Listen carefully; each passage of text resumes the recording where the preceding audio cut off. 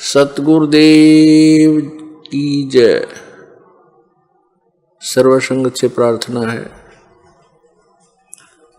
सत्संग प्रारंभ हो रहा है। कृपया सत्संग स्थल पर शांतिपूर्वक विराजमान होकर के श्रद्धा से सत्संग सुने।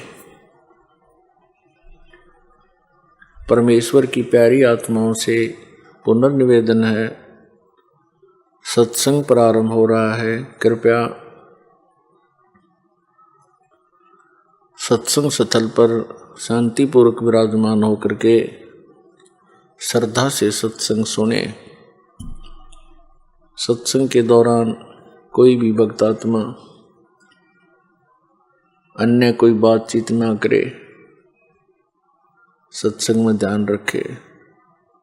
सत साहिब।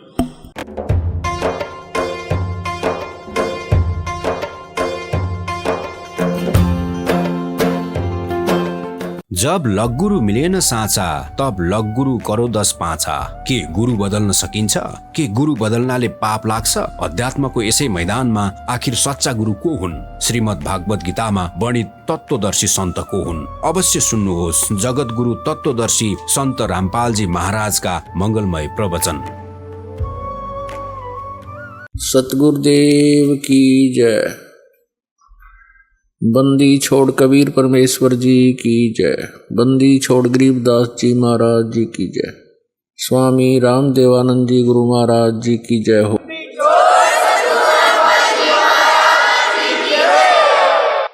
गरीब नमो नमो सतपुरुष को नमस्कार गुरु की नहीं।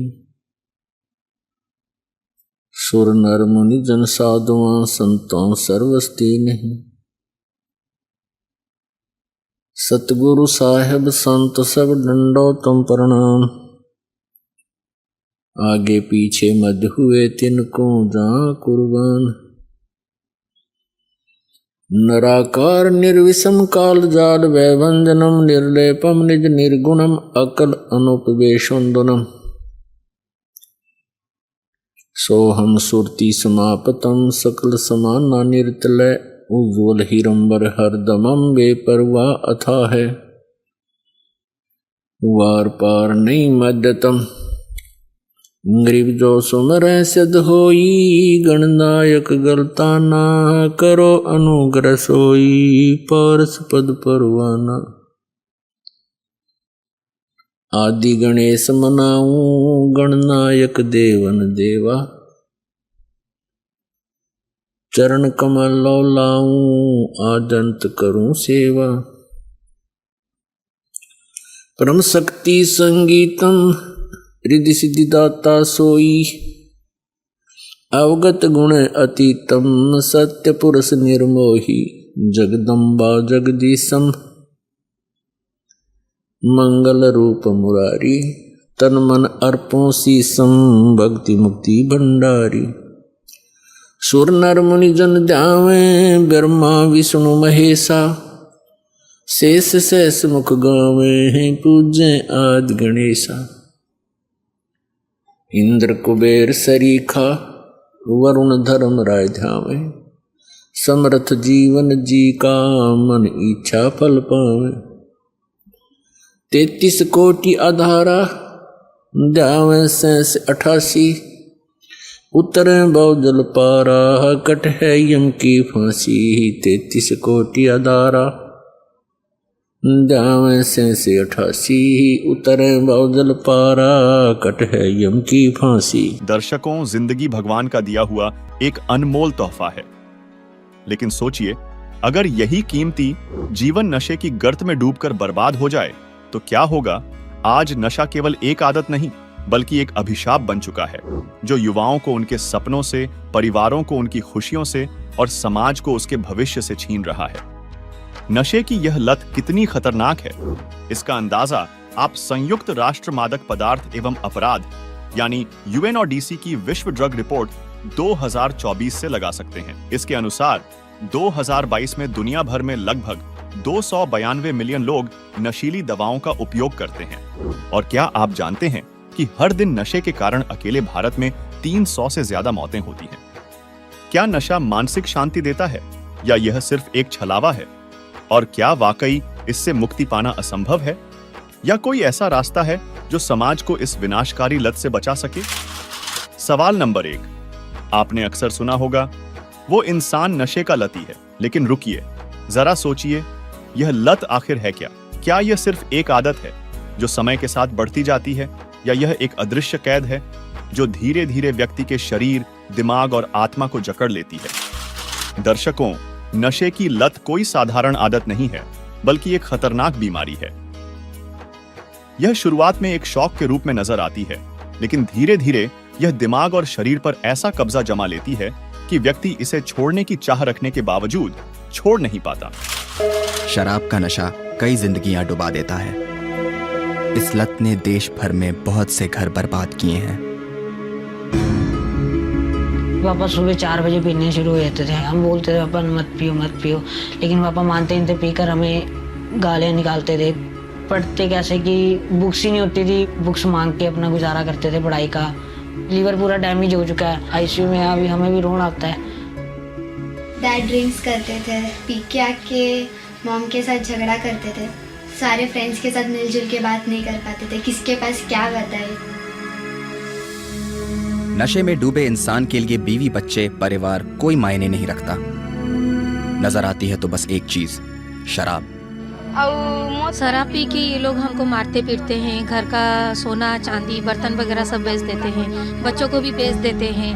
हमारा बच्चा एक 23 साल का गुजर गया, एक 18 साल का। सोचा था कि कोई मुलाजिम बनेगा, कुछ बनेगा, वो कभी नहीं ऐसा हुआ। नशे की लत शराबी के साथ साथ उसके पूरे परिवार को बर्बाद कर देती है। शराब पी के पिताजी बच्चों को स्कूल जाने से रोकते हैं, घर में झगड़ा करते हैं, गांव वालों के साथ भी झगड़ा करते हैं। आसपास के लोग उन्हें पागल कहते हैं। बच्चों को सुनना पड़ता है। कितने बच्चों के सर से बाप का साया उठ चुका है। बहुत इसमें होता है कि मेरे पापा नहीं, पढ़ भी जाएगी, ब्याह भी जाएगी, पापा तो नहीं मिलेंगे।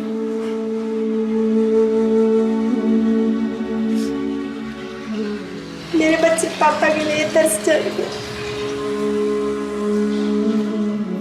शराब की लत अनेक परिवारों को तबाह कर चुकी है। हर घर में माई दुखी है, बहनें दुखी हैं, भाई दुखी हैं, पिता दुखी हैं। ये सिर्फ एक गली, एक मोहल्ले, एक गांव या एक शहर की बात नहीं है। देश भर में शराब ने काफी गंभीर समस्याएं खड़ी की हैं। जब नशीली दवाओं का दुरुपयोग किसी व्यक्ति के सामान्य और पेशेवर जीवन को बुरी तरह प्रभावित करता है, तो उसे नशे का लती कहा जाता है। यह न केवल उस व्यक्ति की शारीरिक और मानसिक स्थिति को बिगाड़ता है, बल्कि उसके परिवार, दोस्तों और समाज पर भी गहरा नकारात्मक प्रभाव डालता है। एक नशेड़ी व्यक्ति अपने आसपास के रिश्तों में तनाव और अशांति पैदा कर देता है, जिससे यह समस्या धीरे धीरे समाज के ताने बाने को कमजोर करती है और एक व्यापक संकट का रूप ले लेती है। नशे की लत इतनी खतरनाक होती है कि इसके अति सेवन या न मिलने की स्थिति में लोग आत्महत्या जैसे घातक कदम उठाने तक मजबूर हो जाते हैं। राष्ट्रीय अपराध रिकॉर्ड ब्यूरो यानी एनसीआरबी की रिपोर्ट के अनुसार नशे की लत के कारण वर्ष 2021 में 10,000 से अधिक लोगों ने आत्महत्या की। युवा वर्ग, जो करियर और जीवन की अन्य चुनौतियों से जूझ रहा होता है, अक्सर तनाव और दबाव को कम करने के लिए नशे का सहारा लेता है। इसके अलावा धुएं के छल्ले उड़ाना या महंगी पार्टियों में शराब पीना उन्हें ऊंचे सामाजिक स्तर का प्रतीक लगता है, जबकि वास्तविकता में यह उनके भविष्य को अंधकारमय कर देता है। यह बुराई न केवल व्यक्तियों को बल्कि पूरे परिवारों को उजाड़ रही है और समाज को भीतर से खोखला कर रही है। नशे की चपेट में आकर व्यक्ति न केवल अपना भविष्य बर्बाद करता है, बल्कि यह समस्या समाज को तहस नहस करने तक पहुंच जाती है। 1995 में केंद्र सरकार ने नशे से प्रेरित आत्महत्याओं को अलग से दर्ज करना शुरू किया था और उस समय यह संख्या 745 थी।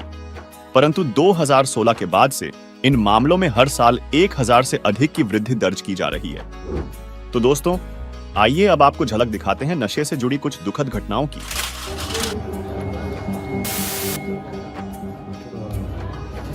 तड़प लगी बड़ी है फिर जो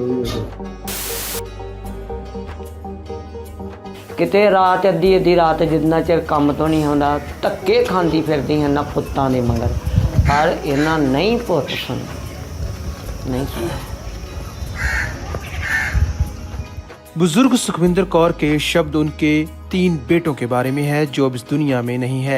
कारण है नशे की ओवरडोज। तिन्ने टीके ही लाउंदे ही, तिन्ने टीके ही लाउंदे ही, तिन्ने टीके ही लाउंदे। सुखविंदर कौर लोगों के घरों में काम कर कर अपना गुजारा चलाती है ताकि अपने मृत बेटों के बच्चों का पालन पोषण कर सके। आप ते हो आखे इन्हां नूं औखी टोकरियां ढो के पाल लिया, ये वड्डे होणगे सानू सुख देणगे असीं बैके खावांगे, पर पोते ही आए वक्त बहुत औखे हो गए। असीं हथ डाह के मंगण वाले हो गए, पोते हथ डाह के ही मंगण वाले हो गए। असीं की कर लेना, साडे बच्चे जेड़े वो साडे को भुखे नहीं जरे, हथ डाह के मंगांगे। आज साडा को सोचो। मैं इस वक्त अमृतसर ज़िले के गांव बराड़ में मौजूद हूं और ये गांव जो है भारत पाकिस्तान सरहद से करीब 20 किलोमीटर की दूरी पर मौजूद है।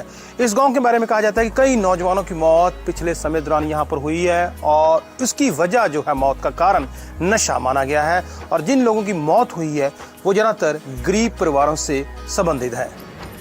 मुक्तसर साहिब के घुमियारा गांव का ये बुजुर्ग अपने इकलौते बेटे को नशे से दूर रखने के लिए उसे जंजीर से बांधने के लिए मजबूर है। युवक नशे के कैप्सूल खाने का आदी है। तड़के मन भर गया, रोटी नहीं जी नहीं करिया, परमात्मा की कसम है जी। रोटी धक्के मार लगे, रोटी ले पुठी उधरों बन्ने उधर रोटी नहीं जी ना करी, रोटी ना खावा, मन दुखी होता गया। असीं घरे इलाज करा लेंदे, बन भी लेंदे, लोगों को दसना भी नहीं सी असीं, पर असीं आंदे भी लोग वेखो की होई जांदा, वेखो साडे नाल की होई है, तुसीं गां सोचो अगे। इन्हां कहंदा मैं तुहाडे भजदा नहीं, मैं घरे बैठा किते नहीं जाना, पर असीं तुहाडी नहीं मनदे। साडे नाल होई इन्नी बीत की हुण असीं करीए। मैंने 22 साल नशा किया। 11th क्लास में था जब मैंने ड्रग्स शुरू करी। दिन में क्या रात में क्या, मेरे को जैसे मेरी आंख खुलती थी मेरे को नशा चाहिए था। बहुत सारी मल्टीपल ऑर्गन फेलियर हो गया था। मेरी पढ़ाई नहीं हो सकी पूरी। मैंने अपने बच्चों को अपने सामने बड़े होते देखा ही नहीं। कुछ भी बुरे से बुरा काम करवा देते हैं ये चीज। कुछ हद तक मैं जिम्मेदार हूँ अपने माता पिता की मौत का। मेरा पूरा करियर ही तबाह हो गया। इस नशे ने मेरे को कहीं का नहीं छोड़ा। क्या है मेरे पास? कुछ भी नहीं है, कहने को घर है, सिर्फ नाम को है तो नहीं। सुनिए अपने इन लोगों की बातें, न रिश्तों का ख्याल न खुद का। हर किसी ने अपनी जिंदगी अपने ही हाथों तबाह कर ली। किसी ने अपने ही माता पिता पर हाथ उठाया तो किसी ने पूरी जिंदगी नशे की खुमारी में ही बिता दी। इन सब ने जिंदगी की शुरुआत हमारी और आपकी तरह ही की थी, लेकिन जिंदगी के सफर में इन्होंने वो राह चुन ली जिसने इन्हें तबाही की कगार पर खड़ा कर दिया। वो राह थी नशे और बुरी लत की। नशा चाहे शराब का हो, ड्रग्स का, लत चाहे जुए की हो या फिर इंटरनेट की, नतीजा एक ही होता है, बर्बादी, अपनी और अपनों की बर्बादी। सवाल नंबर 2, नशा हर स्तर पर केवल विनाश ही लाता है, फिर भी ऐसा क्यों है कि इंसान इस धीमे जहर के चंगुल में लगातार फंसता जा रहा है? क्या समाज इसकी सच्चाई को समझने में नाकाम रहा है या इसके पीछे कोई और बड़ी वजह छिपी है?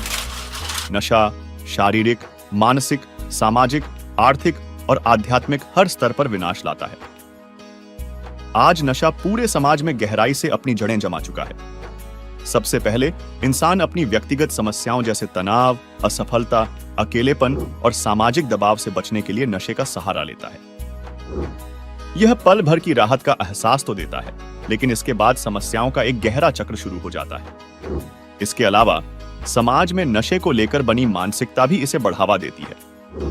तंबाकू, शराब और अन्य नशीले पदार्थों को सामाजिक प्रतिष्ठा का प्रतीक समझना या इन्हें महंगी पार्टियों और उच्च वर्गीय जीवन शैली का हिस्सा मान लेना इस समस्या का एक बड़ा कारण है।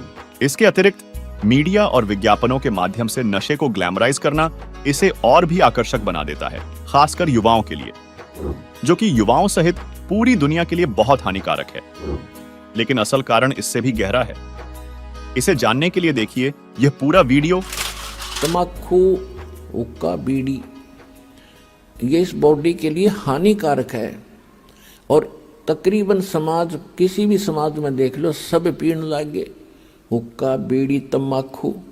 शराब है, मांस खाना, बुक्की पीना, ये क्यों पिलाता? ये पिलाता मन रूप में। ये काल सबके अंदर एक एलिमेंट रूप में रहता है, इसने छोड़ रखा एलिमेंट।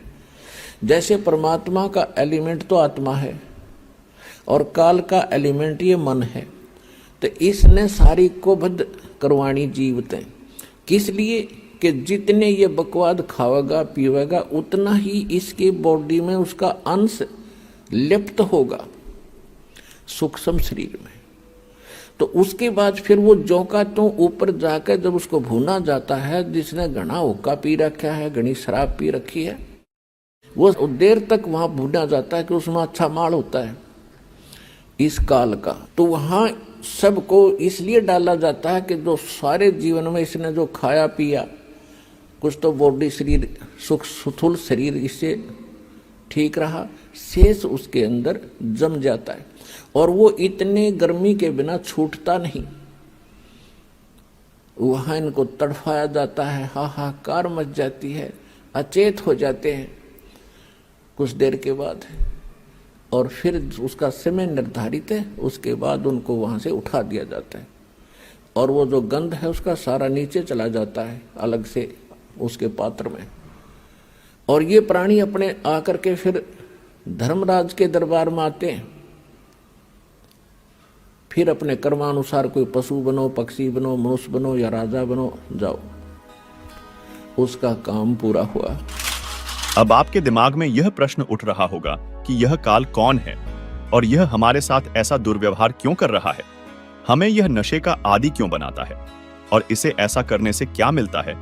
तो इन सभी प्रश्नों के उत्तर जानने के लिए आप सभी सृष्टि रचना से संबंधित यह वीडियो अवश्य देखिए, जिसका टाइटल है संपूर्ण सृष्टि रचना, जिसका लिंक हमने इसी वीडियो के डिस्क्रिप्शन में दे रखा है। सवाल नंबर 3, क्या आपने कभी सोचा है कि तंबाकू, जिसे आज भारतीय ग्रामीण क्षेत्रों में सामाजिक प्रतिष्ठा का प्रतीक माना जाता है, उसकी उत्पत्ति आखिर कैसे हुई? साथ ही तंबाकू और शराब जैसे नशे, जो न केवल शरीर को नष्ट करते हैं बल्कि हमारी आत्मा पर भी कितने घातक प्रभाव डालते हैं, यह जानना भी बेहद महत्वपूर्ण है। तंबाकू, जो आज भारतीय ग्रामीण इलाकों में सामाजिक प्रतिष्ठा का प्रतीक बन चुका है, उसकी उत्पत्ति का इतिहास बेहद चौंकाने वाला है, जिसे जानने के लिए सुनिए संत रामपाल जी महाराज का यह अनमोल सत्संग। अब तम्बाकू के बारे में, तम्बाकू जो पिनो कप गुड़गुड़ा में बैठ कर उनके बारे में क्या बताते हैं। तम्बाकू कसीदम तमाम मस्त हैफ लुजित नसीरी कुवैती न कैफ, हरदम मकरूद पीवें शराब, होगा सरे बीच खाना खराब, कुटन कलाहीन जुग जुग कलेस, सुखन मान मेरा मैं कहता हमेश। अब कहते हैं कि जो शराब पीते हैं उनकी दबरानमाटी होएगी। फिर बताते हैं तलकसा तमाकू और सिला घोट पीस और देई नास नाक और कमल में कसीस। हमारे जो शरीर बना हुआ है अंदर, इस शरीर के बैकबोन है, बैकबोन जिसको रीढ़ की हड्डी कहते हैं, इसके अंदर की साइड में कमल बने हुए हैं। इन कमलों में परमात्मा, इन भगवानों देवों का वास है। मूल कमल में गणेश जी, स्वाद कमल में सावित्री और ब्रह्मा जी, नाभि कमल में विष्णु और लक्ष्मी जी, और हृदय कमल में पार्वती और शिव जी, और कंठ कमल में दुर्गा। अब क्या बताते हैं कि जब हम तम्बाकू पीते हैं या शराब पीते हैं, उनका असर हमारे ब्लड में हो गए और वहां भगवानों के निवास में भी बदबू फैलाता है। ऐसे ही तम्बाकू, जब हम तम्बाकू पीते हैं सीधा अंदर जाता है, वायु के साथ जहां ऑक्सीजन जाती है वहां कार्बन डाइऑक्साइड ये बदबू जाती है, और भगवानों के जो स्थान है उनके अंदर से ये वहां पर बदबू उठाते हैं। एक तरफ भक्ति करो और ऊपर तो फिर हुक्का पीवे, शराब पीवे, मांस खाओ, तो उसमें कैसा अच्छा लगेगा। जैसे आपका कोई रिश्तेदार आ जाए, और उसको बढ़िया खाना हलवा पूरी बना कर खूब छका दिया, कमरे में बैठा दिया और वहां फिर एक अंगीठी बाल दी या कोई आग से लगा दिए, क्वाट दिए बंद कर, वो केरो होगा तुमने। ऐसे ही हम एक तरफ से भक्ति करते हैं और ऊपर से इन भगवान आगे दूमा वो धूनी लगा देते। तो ऐसे हम कर रहे हैं। क्या बताते हैं? तलक सा तमाखू सिला गोट पीस, देई नाक नासा कमल में कसीस। कमलों में जाके इसका असर हुआ। हिंदू तुर्क को जो दीनी तलाक, पीवे तमाखू वो सरे के कजाक। भगवान के द्रोही हैं जो लोग तमाकू प्रयोग करते हैं। कहते हैं अब हिंदुओं को समझाते हैं कि तुम गऊ को माता के तुल्य मानते हो, बिल्कुल ठीक है, क्योंकि कहते हैं जिसका हम दूध पीते हैं उसने माँ कहते हैं। तो गाय का दूध पीते, पहले गाय ही होती थी, भैंस तो देखने भी नहीं थे अपने क्षेत्र में। तो कहते हैं जब गाय का दूध पीते हो तो माँ के समान होगी, बिल्कुल ठीक है। तो तमाकू कैसे बना? कहते खून नाम खून का और तमा नाम गाय। ये फारसी का शब्द है। खू माने खून का, तमा नाम गाय, सौगंध 100 बार इसको ना खाए।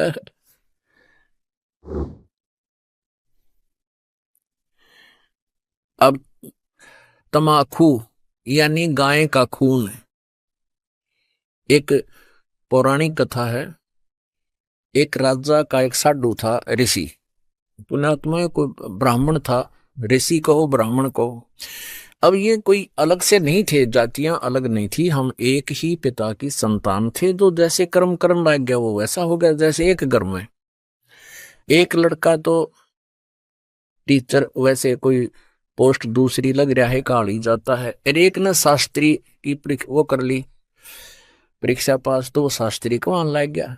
घर तो एक है, माता पिता एक है, कुल एक है, जाति एक है, उनको न्यारे न्यारे नामा से पुकारा जाता है। एक न पटवारी का है, एक न शास्त्री का है।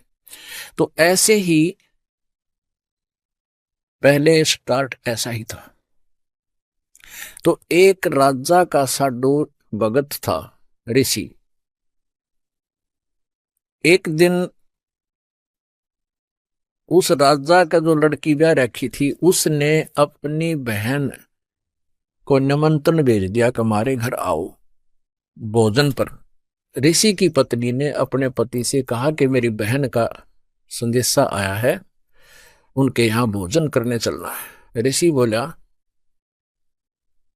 कि रहने दे भगवान, इन अपने ते ठाड्डा के भीतर ना बढ़िया करते हैं। एक समय एक ऊंट मर गया और एक गिद्दड़ जो है उस ऊंट ने खाता खाता अच्छा थोथा कर लिया अंदर से, और जो बाहर से चाम था वो सूख गया। और गिद्दड़ जब घना गहरा अंदर चला गया वो बंद हो गया पाछे, तो चाम कति सूख के खड़ंग हो रहा था, वो पड़ गया कि तो घना खुद गया और गादड़ भीतर रुक गया, ना लकड़ा मार चुकल की रोए। एक हफ्ते पाछे वर्षा होगी, वर्षा होने तक वो नरम हो गया चाम, वो गादड़ फिर मार के सिर निकला, कसूती स्पीड फेंक पकड़ रहा। तो साथी बोले रहा कित गया था? नो बोला वह गया कि था, एक अनुभव तो हो गया। बोला अपने तो बड्डे का भीतर नहीं बढ़े। तो यहां ऋषि ने बहुत समझाया पर उसकी पत्नी मानी को ना, अक्के हो गया, नो तो जाया करें, ईसा के जुल्म कर रहा है नो से रो। वो बोला ले चलता है, वो चले गए। अब राजा ने उसने 36 पकवान बना रखे, ये इधर उधर देख जरा बताओ भाई। अब ऋषि ने जिसा मन मार कर खाया वो वापस आ गए। अब उसकी पत्नी बोली कि हम नहीं बुलाना चाहिए, ये न्यो नत्ते गल्ला है। अब हफ्ते 10 दिन महीने पीछे ऋषि की पत्नी बोली हमने बुलाना चाहिए। उसका पति बोला तो ठीक है, ले करता हूं व्यवस्था। तो उसने, क्योंकि संत के भगत के पास कमाई होती है अपने भक्ति की, धर्म पुण्य की, तो उसने ऊपर स्वर्ग में अपनी सुरती लाई, टेलीफोन कराया, तो स्वर्ग से एक कामधेनु मंगा ली। कामधेनु गाय जो मनोकामना पूर्ण करती है। ऊपर से एक टेंट आ गया बढ़िया, स्वर्ग से अलग एक टेंट लगा दिया। और ऋषि आसपास के ऋषि बुला लिए, भाई आज जो हमारे राजा होगा उनका न्योता है, हमारा साधु है, सेवा करवा दिया। अब वो ऋषि साधु भक्त जो आसपास कुटिया में रहा करते जंगल में, वह भी आ गए। राजा ने नीचा दिखाने के लिए हजारों की संख्या में सैनिक ले लिए। अगर साधु की मरोड़ काट दिखाऊंगा, मेरी जो है ना पूरी वाह वाह हो जाएगी। ये आग और नारी हमारे अंदर एक जलालत भरी पड़ी है। तो राजा ने सैकड़ों हजारों सैनिक ले लिए और आप भी चल पड़ा। अब ऋषि ने वहां जैसी व्यवस्था थी अपना घास फूस बिछा कर वहां टेंट टांट लगवा दिए, बिस्तर बिछवा दिए, क्योंकि संतों के पास एक ऐसा धन होता है, वो अपनी सिद्धि से बहुत कुछ व्यवस्था कर सकते हैं। अब सारे टेंट लगा रखे, टेंट टूट फूस बिछा के ऊपर तो वो अच्छे बढ़िया वस्त्र बिछा रखे। तो भोजन शुरू हो गया। अब उसमें क्या था कि वहां जाकर के एक प्रार्थना करते थे कि इतने व्यक्तियों का भोजन तैयार हो, कामधेनु माता उतना तैयार हो गया, वो जावे और प्लेट ठा के सप्लाई करने लगे। सब छका दिए बढ़िया भोजन। राजा ने सोचा भाई वो भिखारी आदमी घास फूस खानिया और इतने बढ़िया भोजन ये लाया कहां से? हर प्रकार के जैसे राजा ने पकवान बनाए थे उसी टाइप के आइटम, पर उनसे भी स्वादिष्ट। जब सब खाना वाना खा लिया, राजा ने पूछा भाई कहां से लाए ये भोजन, कहां से बनवाया आपने? उसने कहा राजन, मैंने स्वर्ग से अपनी कमाई मत है, अपने पुण्य डिपॉजिट करवा के वहां से मंगाई है। एक कामधेनु है, इस कामधेनु गाय में इतनी वो है कि कितना ही भोजन करने लगे, पूरी सेना भी जमाई जा सकती है। मेरे पास कई लाख सेना, बोला जी सारी सेना पूरी पृथ्वी ने भी जमा ले, चाहे इसने खाना खिला दे। राजा बोला सैनिकों इस गाय को छीन लो। साधु की यारी इतनी हो है, सैनिकों इस गाय को छीन लो और चलो, ये कंगाल के करेगा अपने काम आवेगी, राजा के घर पे जरूरत है इसकी। तब ऋषि ने कहा कि हे माता आप स्वर्ग चली जाइए, मेरी काबू से बाहर बात हो गई है। तो ऐसे ही वो गौ जो है ना कामधेनु उस टेंट को चीरती हुई आकाश में उड़कर चल पड़ी। राजा ने तीर मारा, वह खुर लग गया और खुर में से रक्त गिरता हुआ, जहां जहां भी रक्त गिरा उस गाय का, वहां पर यह बीमारी पैदा होगी, तमाकू। अब क्या बताते हैं कि तुम एक तरफ तो हिंदू को आओ और फिर गाय के खून न पियो, तमाकू बना के वो कब डाल के बीड़ी सिगरेट पी के। या तो तुमने ज्ञान नहीं या स्वाद पड़ गया। ज्ञान नहीं था तो अब समझ लीजिए, और ये इसे अड़ंगे का स्वाद अच्छा नहीं होता जो शरीर में नुकसान सारे खराब करे। तो क्या बताते हैं, खून नाम खून का, तमा नाम गाय, सौगंध 100 बार इसको ना खाए। कहते हैं 100 बार सौगंध, इसकी 100 बार प्रतिज्ञा करो, इसको खाना नहीं। गधे समान कौआ कर्म के कुलीन, पीवे तमाकू सो जम के आधीन। पेतबाई खांसी निवासी निवास, कफ दल कले जाली ना गिरा से। ओहो, कहते हैं तम्बाकू प्रयोग करने से फेफड़े गल जाते हैं, फिर कभी पित्त बनेगी, कभी खांसी हो जाएगी, बाई हो जाएगी। और कहते हैं काला तम्बाकू गोरा पीवाक, 10-20 लंगर जहां बैठे गुटाक। आह, कितना अच्छा चित्रण किया है।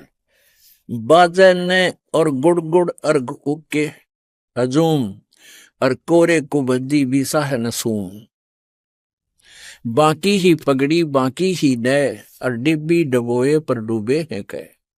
गुटाकड़ अटाकड़ मटाकड़ लहूर, एक बैठेगा अड़के, एक बैठेगा दूर। ये उक्के पिणिया का बता रखा है, चित्रण कर रखा है कि फिर क्या बताते हैं, शब्द मान मेरा मैं कहता हूं तो ही, यही मूल मंत्र तमाकू ना बोई। दर्शकों, अभी आपने जाना तंबाकू की उत्पत्ति के बारे में और इससे होने वाले शारीरिक हानि के विषय में। लेकिन ग्रामीण समाज में तंबाकू, हुक्का, शराब आदि नशे का इस्तेमाल समय के साथ एक परंपरा और सामाजिक व्यवहार का हिस्सा बन गया है। इसे मर्दानगी और आतिथ्य का प्रतीक माना जाने लगा है। किसान और मजदूर इसे अपनी थकान मिटाने का साधन समझते हैं, लेकिन सच्चाई इससे बिल्कुल अलग है। यहां तक कि तंबाकू से घोड़े भी घृणा करते हैं। इसी से संबंधित देखिए यह वीडियो। आदरणीय गरीबदास साहिब जी यही उपदेश दिया करते थे।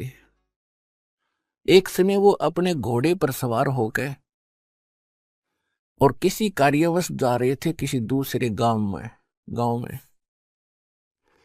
और उस गांव से किसी खेतों से गुजर रहे थे, तो गरीबदास जी का घोड़ा वहां जाकर के रास्ता छोड़कर और खेतों के अंदर से चल पड़ा, दूसरी साइड से, यानी कुमार्ग पे।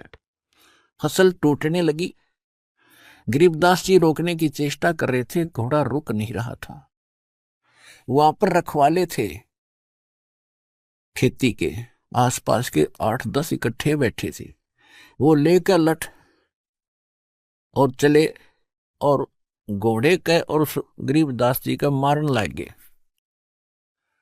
अगर इसका दिमाग खराब हो गया, घोड़ा के हो गया तो चौधरी पाक गया, और यो भी नहीं देखता हमारी फसल तोड़ दी, मुश्किल से तो तैयार करी है, मेहनत की मजदूरी से।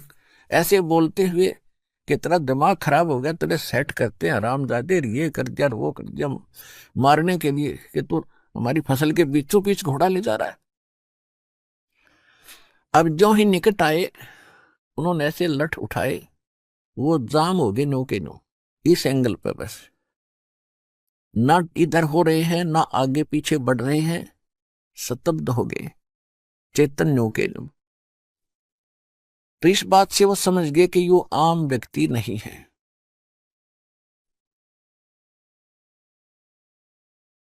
तो गरीबदास जी कहने लगे, भाई क्यों मारना आए थे मुझे तुम? वो कहने लगे, जी पहले हमने कुछ नॉर्मल करो तो बोलेंगे, हमारी तो सांस भी ना आती हमें। ने बोला लेकर दिए नॉर्मल। अब फिर उनका कहाँ ब्यों था उनको धमकाने और खुरकाने का। हाथ जोड़ के लठ घेर के खड़े हो गए, अग्यो तो भाई कोई बला है, भाई क्यों मार रहे थे मुझे? कि इसलिए मार रहे थे जी, आप रास्ता छोड़ के घोड़े आपका इधर आ गया था, भाई पशु है, ये मेरे बस से बाहर था। आपको पता मैं कितना कोशिश कर रहा था, जानबूझ कर लाया हूं, तो भी तुम ऐसा करते अच्छे लगते। राह चलते आदमी को तो वैसे फिर भी नहीं करना चाहिए। अरे भले आदमी, तुम्हारा शिष्टाचार भी खत्म हो गया। मैं कोई जानबूझ कर नहीं ले जा रहा था, घोड़ा पशु है, काबू से बाहर हो गया। तो वो कहने लगे, जी घोड़ा आपके काबू से बाहर नहीं हो सकता, आप तो कोई परम शक्ति है। परमात्मा बोले, न्यों पूछो मेरा घोड़ा क्यों इधर हुआ, पर न्यों पूछ लो तुम। अब ये बताओ कि तुमने जिस खेत के बीचों बीच रास्ता जा रहा था, उस एकड़ जमीन में इस फसल से पहले क्या बीज रखा था? वो बोले, जी तमाकू वो रखा था, तमाकू। तो मेरा घोड़ा उस तमाकू की बदबू से बेदक गया, और तुम मनुष्य होकर उसने नाकों में सूड़ो। धिक्कार है तुम्हारे जीवन को। तुमसे तो ये पशु अच्छा, तो उससे इतनी नफरत करता है, और तुम ये तोप धरे बैठे ओकटे। बंद करो इनको। ये वो तो सारे डर गए, जो कहोगे वे कर देंगे जी, कि आगे से तमाकू नहीं बोओगे। यही इसका मूल मंत्र है इस बुराई को खत्म करने का। अब जब तो नहा भर ली, भाई बाबा जी है, कोई तगड़ी शक्ति युक्त व्यक्ति है, ठीक है जी, जैसे आप कहोगे वैसे ही कर लेंगे। और जब वो न सोची रख गया, तो वो चले गए। वो तो चलेगा भर लो का, आप अपने हुक्कों के पास गए, वो सारे टूटे पाए, वो हुक्के कई कई टूक हो रहे उनके टुकड़े। तो उन्होंने गांव में आके बताई। गांव वाले बोले भाई क्या हुआ, कैसे ऐसे कहानी बनी। एक महापुरुष थे, उन्होंने ये कहा आज के बाद हुक्का ना, तम्बाकू प्रयोग ना करिए इस गांव में, ये नुकसान बहुत हो जाएगा। तो गांव वालों ने सोचा भाई ये तन्ने कहीं जाकर, उनकी बात सुनने के बाद भी उनका ना यकीन हुआ, तो सब गांव के हुक्के टूट गए अपने आप। फिर भी किसी ने लाने की कोशिश की तो उनको हानि होने लग गई। उसके बाद उस गांव में हुक्का बंद हो गया। यहाँ जींद के पास एक गांव है, मेरा नाम याद कोई नहीं, भूल गया उसका। उस गांव में कोई खेड़ी खेड़ी गांव है जींद के पास, उसमें आज तक भी हुक्का प्रयोग नहीं करते। तो कहने का भाव यह पुण्यात्माओं, उन महापुरुषों ने हमें यह शिक्षा दी है और ये उनके ऊपर रहम किया, उस पाप से मुक्त कर गए, वो उनकी पीढ़ी भी बचा दी इस पाप से। बाकी मोक्ष तो बहुत दूर की बात है, इतना पाप भी हल्का ही हुआ एक तम्बाकू पीने से, ऐसा चलो। और आप बताने कितने कितने हुक्के और सिगरेट पीते थे, बीड़ी पीते थे, तो कितने पाप इकट्ठे आपने कर रखे हैं जैसे। और दूसरा फिर ये बताया इसमें, इसको इतना हानिकारक क्यों बताया है अध्यात्म मार्ग में। जैसे परमात्मा को पाने के लिए हमारी सुषुम्न नाड़ी खुलनी चाहिए, ये इला है और ये पिंगला, राइट को इड़ा कहते हैं, लेफ्ट को पिंगला, यानी श्वास दो चलती है। और ये आगे जाकर के इनके बीच में एक तीसरा एक सुराख है, बिल्कुल सुई की नोक टिके ऐसा होता वो तीसरा, उसको सुषुम्ना नाड़ी कहते हैं, सुषुम्न द्वार है वो। और जब हम हुक्का पीते हैं, सिगरेट तम्बाकू प्रयोग करते हैं, तो वो सबसे पहले उस रास्ते को बंद करता है जिससे हमें भगवान पाना है। तो सबसे बड़ा हानिकारक इस मनुष्य जीवन के लिए, मनुष्य मानव जीवन के लिए इस तम्बाकू को इसलिए भी एक सबसे दुश्मन बताया है, सबसे भयंकर शत्रु बताया है। इसका तो आस पास भी कोई पी रहा है उसके पास भी नहीं बैठना चाहिए, ऐसा बताया।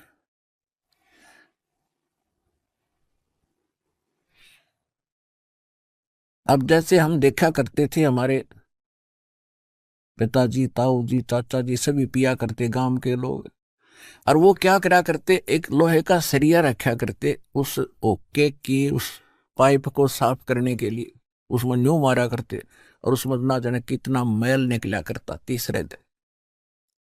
और फिर ऊपर गठो क्या करते, जो चिलम धरते थे उस चिलम में, वो चिलम भी रुक जाती थी, उसमें भी उसे खुर्चा करते थे। और वही धुआं फिर हमारे अंदर जाता श्वासों के माध्यम से, उसका मुंह तो प्योर नाकों में निकालना ढूंढा ठावे, और वो फिर उस द्वार को बंद करता जो भगवान पाने का है, जिसको तो खोलना चाहिए था हमने। तो इसलिए तम्बाकू सबसे खतरनाक है। और ये जितने पंथ हैं, राधा स्वामी पंथ, वो शिवजाल जी हुक्का पीवे, राधा स्वामी पंथ का प्रवर्तक वो खुद हुक्का पीवे, ये सारे हुक्का बीड़ी पीवे, तो ये सतलोक चले जाएंगे। इन सबसे पहले वो द्वारा खत्म बंद कर लिया जिससे पार होना था। बात करें तिरकुटी बजाने की, बोला हम तो सीधे तिरकुटी बजाएंगे, जा लिए तिरकुटी बजा। दर्शकों, चलिए अब जानते हैं नशे से होने वाली आध्यात्मिक हानि के विषय में तथा समाज को इस नशे से कैसे निजात मिल सकती है। देखिए यह वीडियो। हमारे विचार गिरावट में आ गए, हमारी क्रियाओं में बहुत अंतर हो गया। सराउंडिंग का क्षेत्र हम देखते हैं, जहां भी देखते हैं हमारे बच्चे जो उपदेश लेकर जाते हैं, क्योंकि इन्होंने तो सब बुराई छोड़नी है, तो घर में, पड़ोस में, रिश्तेदारी में, सब जगह वही बुराइयां ग्रस्त है। बीड़ी, शराब, मांस, तम्बाकू, माया जोड़न की चर्चा, दूसरा ज्ञान नहीं। तो पुण्यात्माओं, कुछ दिनों के बाद हमारी संख्या बढ़ती जाएगी। जब हमारी संख्या बढ़ेगी तो बुराई वाले लोग शर्माने लग जाएंगे। उनको अब तो कोई शर्म नहीं रही, बाप बेटा इकट्ठे बैठ कर दारू पीवे, बता शर्म रही? फिर छोटे छोटे बच्चे भी धिक्कारेंगे, कोई रिश्तेदार भी आ जाएगा, आप क्या पी रहे हो, ये कोई शराब पीने की चीज है? इसके कहते हैं मदरा पीवे कड़वा पानी, 70 जन्म कुत्ते के जानी। इस तरह के प्रमाण दिया करेंगे हमारे बच्चे। कहते हैं सुरापान मदमासा हारी गमन करे भोग पर नारी 70 जन्म कटेंगे शीशम साक्षी साहिब है जगदीशम। और परमात्मा कहते हैं 100 नारी जारी करे सुरापान 100 बार, एक जन्म हुक्का भर दे वो डूबे काली धार। ये तमाकू के अंदर इतना दोष है कि एक पर स्त्री गमन करने वाले का 70 जन्म तक अंधा हो डोले, पर द्वारा स्त्री का खोले 70 जन्म अंधा हो डोले।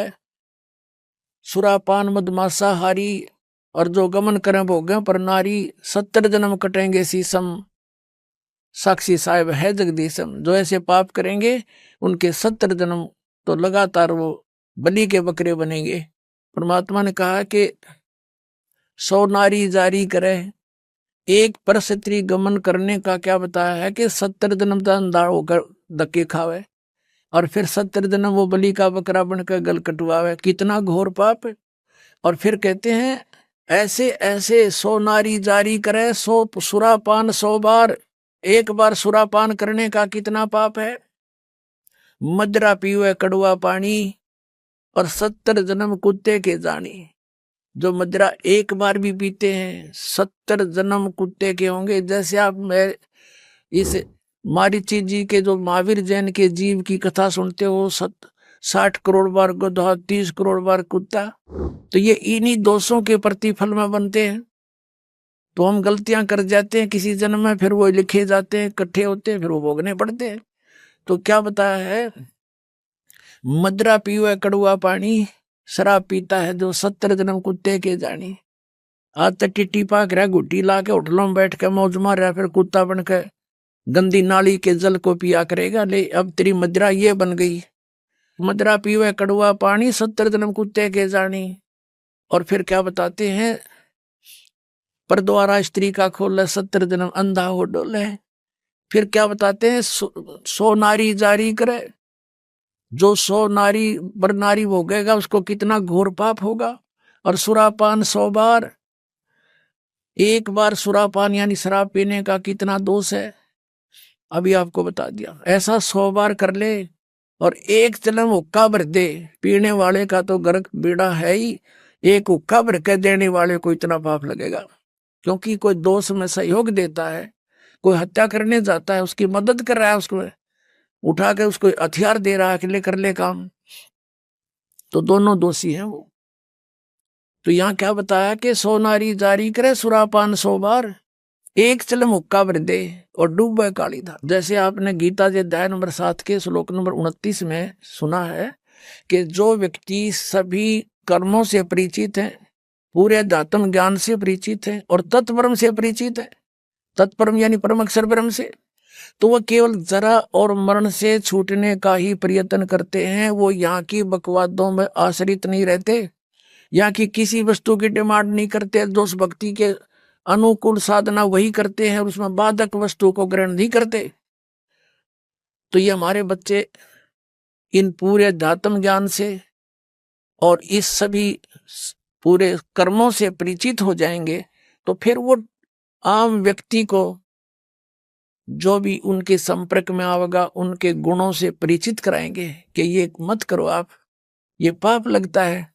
अब छोटे छोटे बच्चे भी, कोई रिश्तेदार आता है, वो बीड़ी माचिस के लिए बीड़ी वगैरह मंगवाता है, वो मना कर देते हैं, आपकी और सब सेवा कर देंगे पर ये नहीं करेंगे क्योंकि इसमें हमें दोष लगेगा।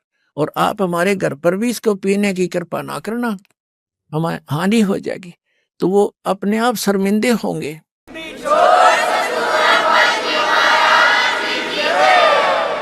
एक भक्त बता रहा था कि ऐसे हमारे घर पर हमारा एक बहनोई आ गया, लड़के थे घर पे और वो लगा निकाल के बीड़ी पीने।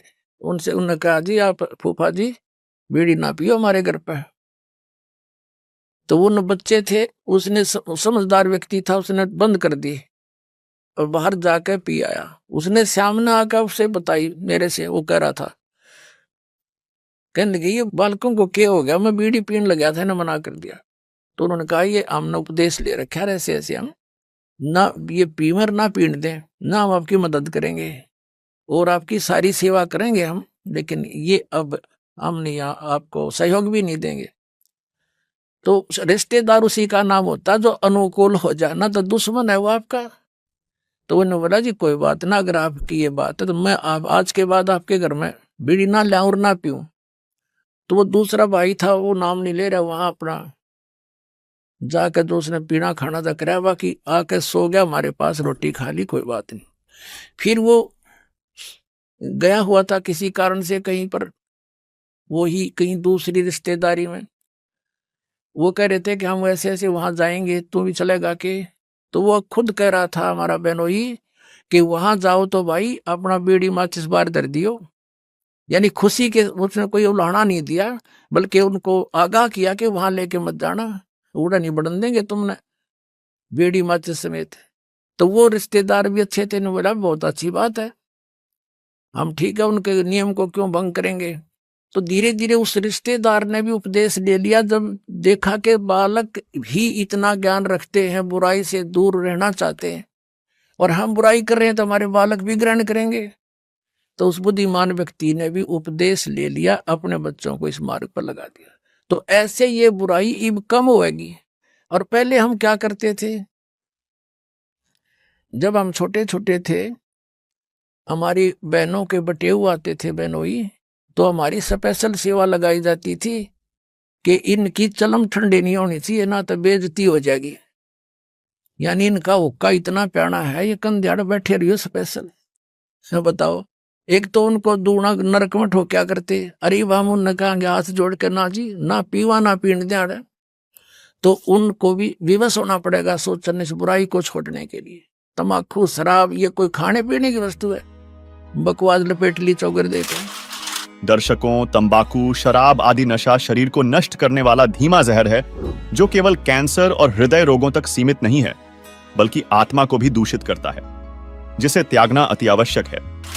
सवाल नंबर 4, नशा एक ऐसा जाल है जो इंसान को चोर, भिखारी और अपराधी तक बना देता है। लेकिन क्या आपने कभी सोचा है कि सरकारों और समाज की तमाम कोशिशों के बावजूद नशे का यह दुष्चक्र क्यों नहीं टूट पा रहा है? और सबसे बड़ा सवाल, क्या वाकई इस अंधकार से बाहर निकलने का कोई रास्ता है?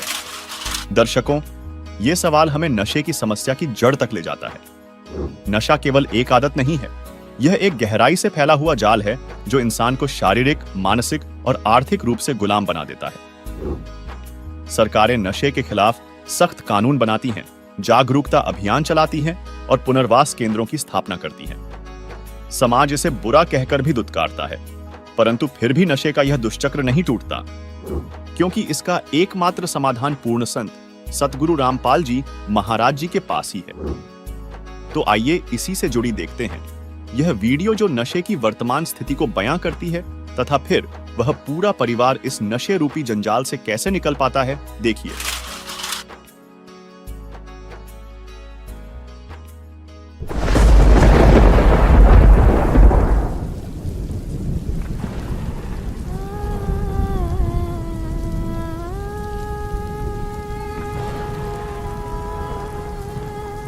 शिवा, बेटा शिवा, शिवा, क्या सोच रहा है बेटा? चल खाना खा ले। माँ, पापा शराब पीना कब छोड़ेंगे? तू टेंशन क्यों लेता है बेटा, मैं हूँ ना। लगता है मुझे पढ़ाई छोड़नी पड़ेगी। क्यों, क्या हुआ? हुआ क्या माँ, स्कूल की फीस कभी टाइम पर पहुँचती नहीं। इस बात के लिए मुझे टीचर की भी सुननी पड़ती है। मेरे सारे दोस्त ऐसे देखते हैं जैसे मैं एक भिखारी हूँ। शराब हमारे पापा पीते हैं और लोग हमें बुरी नज़र से देखते हैं। हमारी कहीं कोई इज्जत नहीं है माँ। ऐसे क्यों कहता है पगले? पापा को समझाएंगे, तू चिंता मत कर।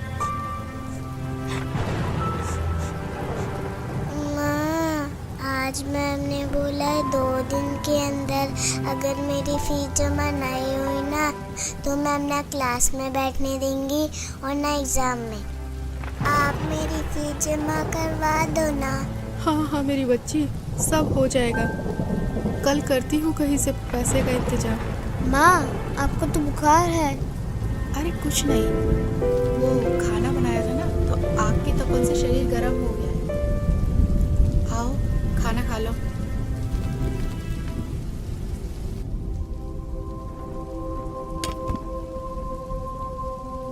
और हाँ, पढ़ाई छोड़ने के बारे में सोचना ही मत, समझे? वरना जिंदगी नर्क से बदतर हो जाएगी। करती हूँ तेरे पापा से बात। देख रहा है ना मुझे? अगर उस जमाने पे पढ़ाई पे ध्यान दिया होता तो आज तेरे पापा के साथ रहने के बजाय अलग कमा के खा रहे होते।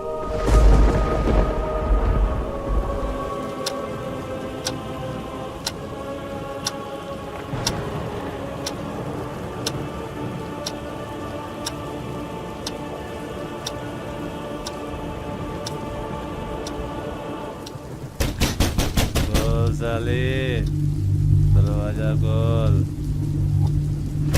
खोल साले, दरवाजा खोल। अब कहाँ मर गई साली? खोल साले। इनका तो रोज रोज का ड्रामा हो गया। आज तो दरवाजा खोलूंगी ही नहीं। खोल नहीं तो तोड़ दूंगा इसको। खोल साले, दरवाजा खोल। तोड़ दूंगा इसको साली, दरवाजा खोल। और कहाँ मर गई साली?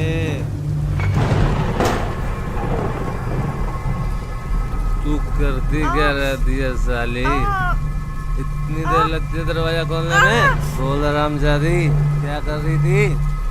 देखो मेरी बात सुनो, आप रोज रोज पी कर आते हो, बच्चे भी डर जाते हैं। तू मुझे समझाएगी? अब मुझे तुझसे सीखना पड़ेगा कि घर कब आते हैं और कैसे पीते हैं। तू मुझे समझाएगी साली? तू मुझे सिखाएगी साली? मुझे समझाएगी साली? तू मुझे समझाएगी? मुझे समझाएगी?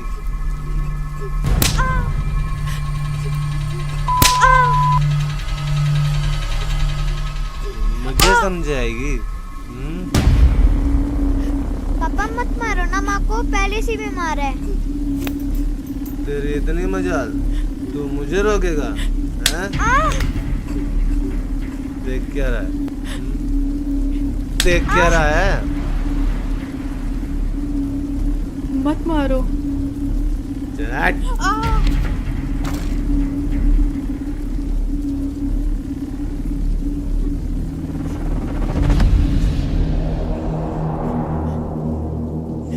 तू मुझे मारेगा साले? मैं भी देखता हूँ तेरी माँ ने तुझे कितना दूध पिलाया।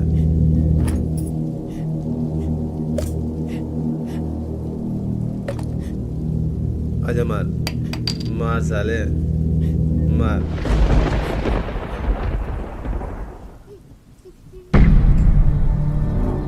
तुम सबको देख लूंगा मैं।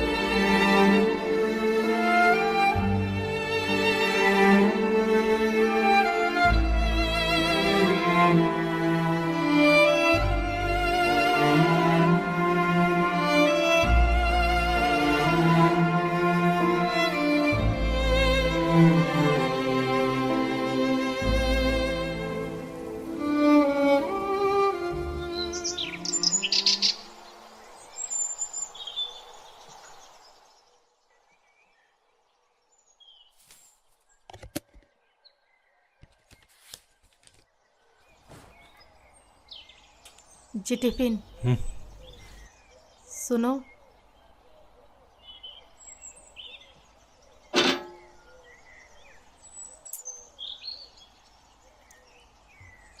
माँ माँ जल्दी चलो, मैं स्कूल के लिए लेट हो रही हूँ। हाँ हाँ मेरी बच्ची, बस 2 मिनट, मैं अभी तैयार होके आती हूँ।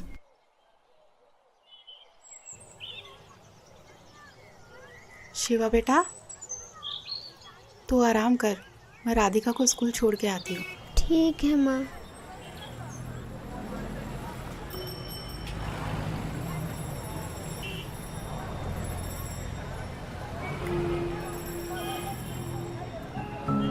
माँ, पापा कब सुधरेंगे?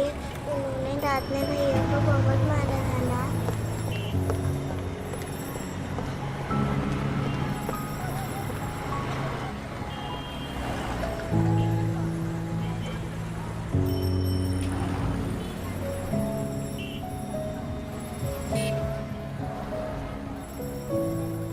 हे भगवान, कब तक इन बच्चों को दिलासा दूं? मेरे होते हुए मेरे बच्चे नर्क जैसे जिंदगी जी रहे हैं। इससे अच्छा तो हम मर जाते, वो बेहतर होता। कम से कम रोज रोज की मार पिटाई और समाज में जलील होना तो बंद होगा।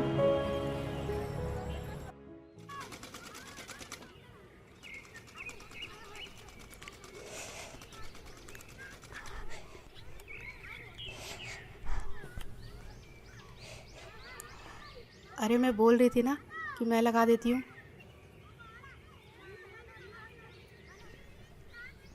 ला, मुझे दे। ठीक है।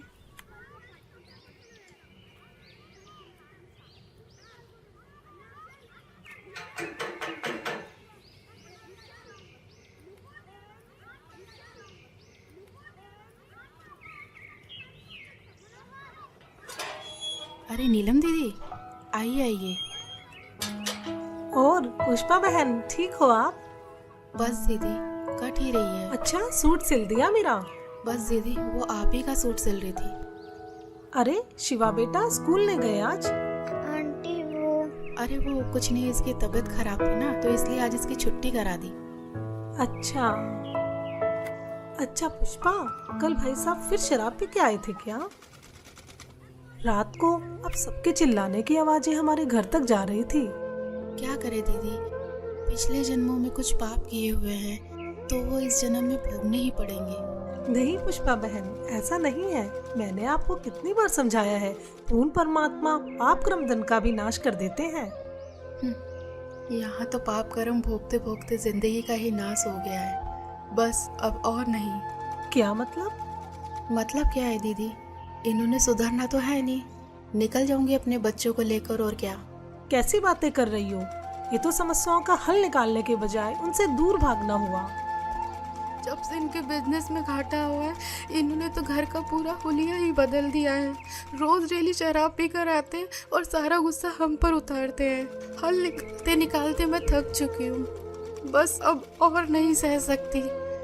मेरे पास अब दो ही रास्ते बचे हैं, या तो घर छोड़ के चली जाऊँ, नहीं तो फिर मैं आत्महत्या कर लूँ। नहीं पुष्पा, ये बिल्कुल गलत है, और आत्महत्या तो महापाप है। पुष्पा, अगर इस नरक भरी जिंदगी से निकलना चाहती हो तो उसका एक ही रास्ता है, जिसके बारे में मैं तुम्हें बार बार समझाती हूँ। तुम बस एक बार संत रामपाल जी महाराज जी से नाम दीक्षा ले लो, फिर देखना तुम्हारा जीवन कितना सुखमय हो जाएगा। एक सच्चे संत के पास हर समस्याओं का समाधान होता है। अच्छा मजाक करती हो दीदी, भला नाम दीक्षा लेने से भी इनका कुछ हो सकता है क्या? कितनी तो हमने झाड़ फूक करवा ली, कितने इनको नशा मुक्ति केंद्र में भेज लिया, और ना जाने कितनी इनको दवाइयाँ मैंने खाने में मिला कर दी, पर इनका नशा नहीं छूटा। और हाँ, आप बोल रहे हो कि गुरु बनाकर भक्ति करने से सब ठीक हो जाएगा, तो आपको बता दूं कि हमने काफ़ी गुरु बनाकर भी देखे हैं, पर इनका नशा छूटने के बजाय और बढ़ गया है। तो इन गुरुओं से भी कोई फायदा नहीं है। हाँ, बिल्कुल सही कह रही हो पुष्पा बहन, लेकिन मैंने कहा ना, एक सच्चे संत से ही नाम दीक्षा लो, क्योंकि एक सच्चा संत आपके सभी दुखों को दूर कर सकता है। और संत रामपाल जी महाराज जी तो पूरे विश्व में एकमात्र ऐसे संत हैं जो शास्त्रों के अनुसार सत्य भक्ति बता रहे हैं, जिसके करने से राक्षस भी देवता बन जाते हैं। दीदी, मैं पहले से ही दुखी हूँ, मैं पैसे कहाँ से लाऊंगी गुरुओं के पास जाने के लिए? और आपको तो पता ही है कि घर की हालत कैसी है, और इसके पापा कितनी शराब पीते हैं। मैं सब जानती हूँ, मैंने भी ये नरक भोगा है। पुष्पा बहन, क्या तुम भूल गई, जब मेरे पति शराब पीते थे, वो घर के अंदर होते थे, मैं बच्चों को लेके बाहर रात गुजारती थी। जो भी हाथ में आता था वो सब कुछ बेच देते थे। हमें पीटना उनका रोज का काम था।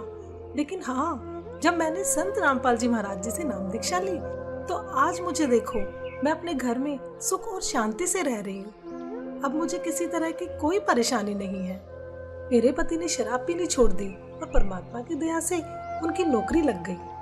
और हाँ, पैसों की चिंता मत करो, संत रामपाल जी महाराज जी के आश्रम में किसी तरह का कोई पैसा नहीं लगता। अच्छा? हाँ बिल्कुल। हाँ दीदी, सही कह रहे हो। आपकी पहले क्या हालत थी ये तो मैं अच्छे से जानती हूँ। तो फिर जब संत रामपाल जी महाराज जी से नाम दीक्षा लेने के बाद मेरे पति का नशा छूट सकता है तो भाई साहब का नशा भी गारंटी से छूटेगा। पता नहीं दीदी, वो दिन कब आएगा।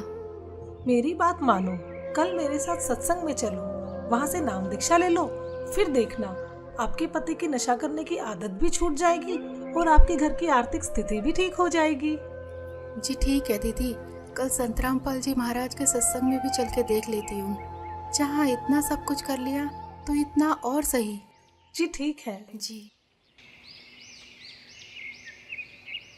अगले दिन पुष्पा नीलम के साथ सत्संग में तो चली जाती है, लेकिन उसको नहीं मालूम था कि इस बारे में रमेश को भी पता चल जाएगा।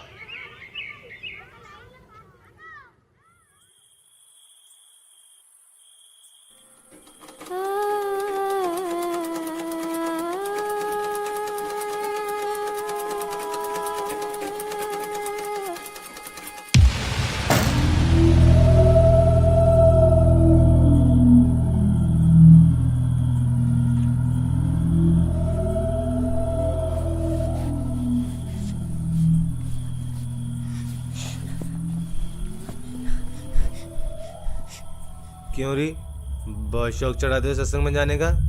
मुझसे पूछे बगैर तेरी हिम्मत कैसे हुई घर से बाहर जाने की? हैं? कोई और जगह नहीं मिली पूरी दुनिया में? सत्संग में जाती है साली, सत्संग के बहाने कहाँ जाती है? आप जैसा शराबी कबाबी कभी नहीं समझ सकता सत्संग की कीमत को। दूर रहो मुझसे। अपना जीवन तो बर्बाद कर रखा है और हम भक्ति करें ये भी नहीं देखा जाता आपसे। मुझे पता है क्या होता है तेरे सत्संग में। बकवास करने जाती है तू वहाँ। बस यही दिन देखने को रह गए थे, नाक कटा के रख दी तूने मेरी। और खबरदार, आज के बाद सत्संग का नाम भी लिया तो यहाँ चल खाना लगा।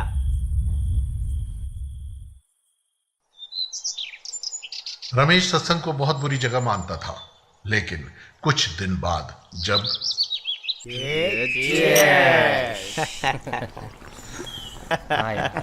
छोड़ क्या क्या। अबे कौन है साला? अरे दिनेश। अरे पूछ आ जाएगा कि नहीं? अरे दिनेश। हाँ सुमित। अरे क्या हाल है मेरे भाई? आ जाए क्यों नहीं यार? अरे कुछ नहीं, वो बता दे। अरे यार तेरे बगैर तो पार्टी में मजा ही नहीं आता यार। हाँ ठीक है, ये बता रमेश है वहाँ? कौन? रमेश? हाँ है ना, ये ले बात। हाँ दिनेश भाई, कैसा है मेरे यार? बढ़िया भाई। आ जाया नहीं तू यार? अरे दारू के पैसे हम दे देते भाई। अरे वो सब छोड़, तू ये बता कि तुझे पता है कि भाभी कहाँ जा रही है? क्या मतलब? मैंने अभी मिश्रा की वाइफ के साथ सत्संग में जाते हुए देखा है। इसकी और हाँ, तो आज तो तेरे दोनों बच्चे भी साथ हैं। इसकी तो अरे क्या हुआ भाई? यार क्या हुआ? अरे कुछ नहीं यार, तुम्हारी भाभी आज फिर सत्संग में जा रही है। अरे समझा ले उसे, बिगड़ जाएगी वो।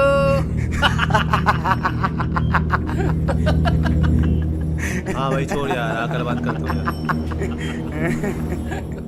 अपने दोस्तों के सामने हुई इस बेइज्जती को रमेश सहन नहीं कर सका और गुस्से में आग बबूला होकर वहां से निकल गया।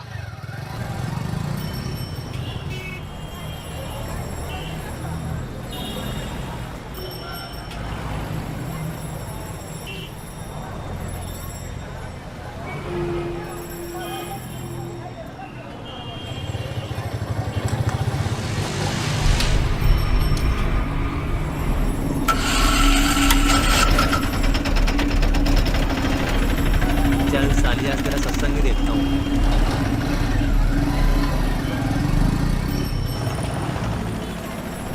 पुष्पा, बहुत अच्छा किया, इन बच्चों को भी ले आया। इन बच्चों को बचपन से ही परमात्मा की सही भक्ति का ज्ञान हो जाएगा। हाँ, आज छुट्टी थी ना इनकी, और इनके पापा भी सुबह सुबह कहीं अपने दोस्तों के साथ निकल गए, तो सोचा इन बच्चों को भी साथ ले चलो। बहुत अच्छा किया।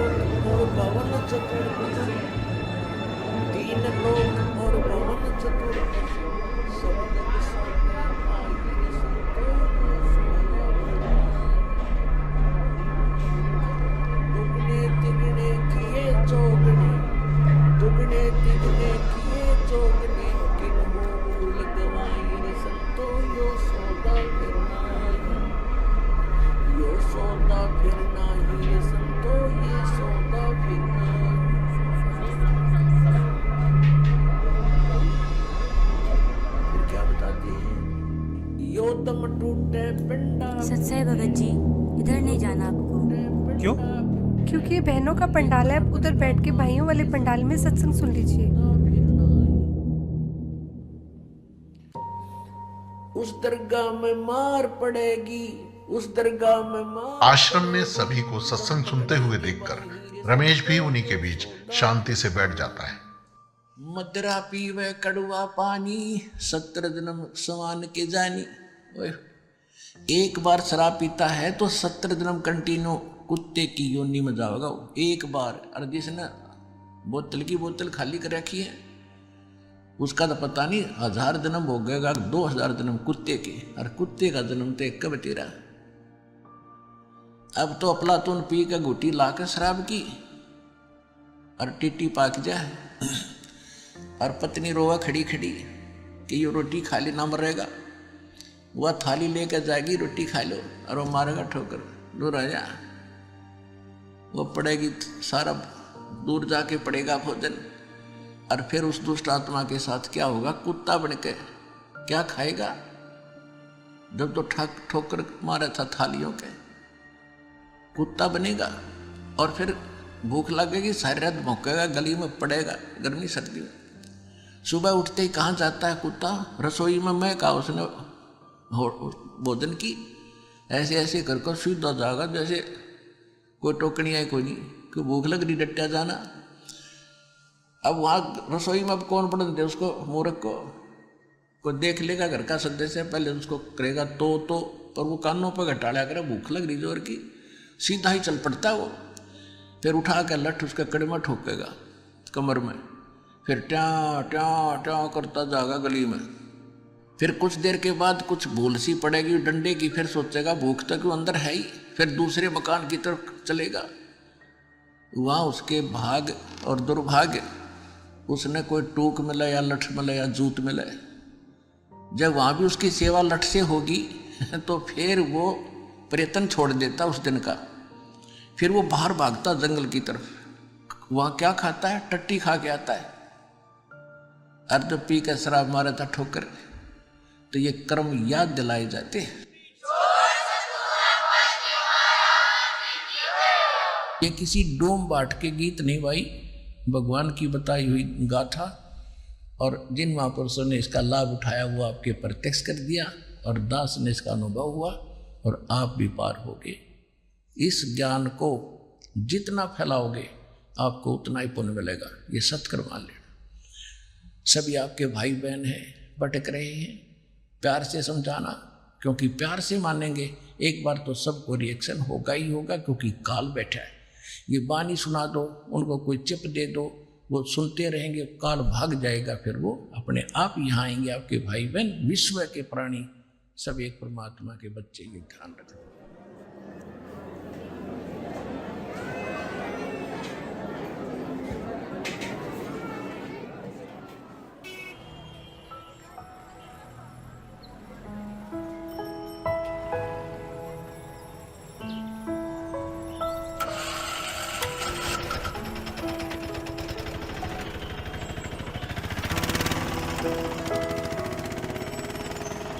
और राधिका बेटा, आपको सत्संग में जाना कैसा लगा? मुझे तो बहुत अच्छा लगा आंटी। और शिवा बेटा, आपको कैसा लगा? आंटी जी, सत्संग में जाना तो मुझे भी अच्छा लगा। अब डर है कि पापा पिटाई ना करे। बस दीदी, अब तो परमात्मा ही दया करेंगे।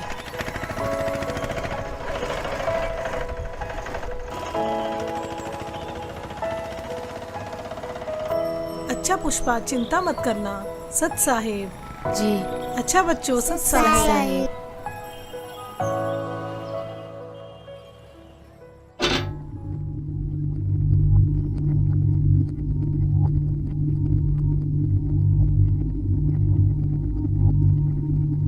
हाँ,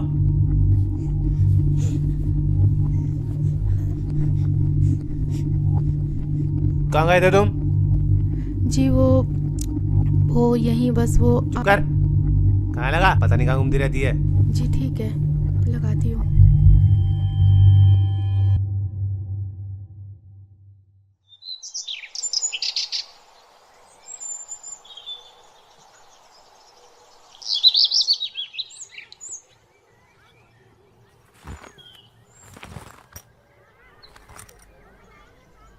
चलता हूँ।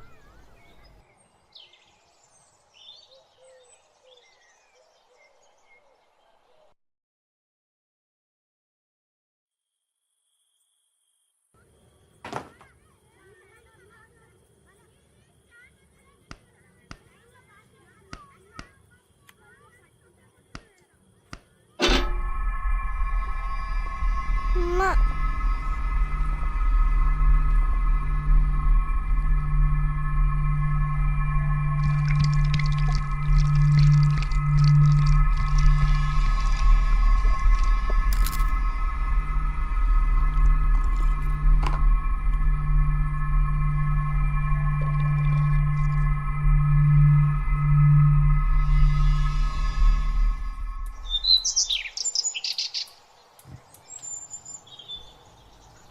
हाँ, टिफिन रेडी हुआ क्या? जी हाँ। क्या देख रही है? जी कुछ नहीं।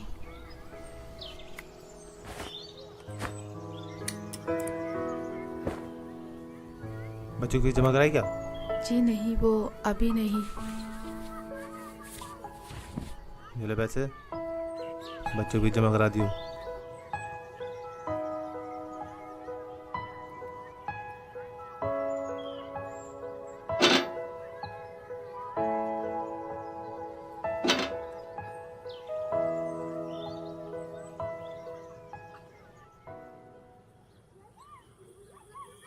कुछ दिन से रमेश शाम को जल्दी घर आने लगता है, जिसे देख पुष्पा असमंजस में पड़ जाती है।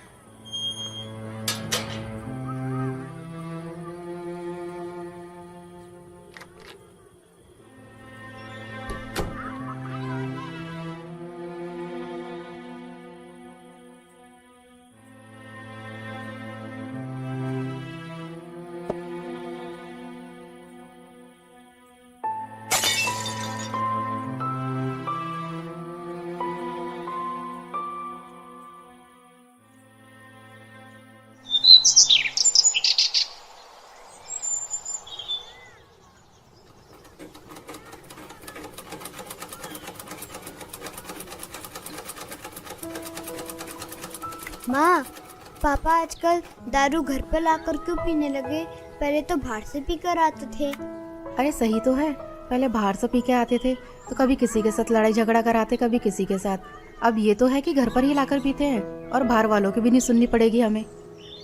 हाँ माँ, आजकल उनके स्वभाव में भी बहुत बदलाव आ गया है। लड़ाई झगड़ा और गाली गलौज भी बहुत कम कर दिया है। सही कहा भैया, अब तो मम्मी की पिटाई भी नहीं करते।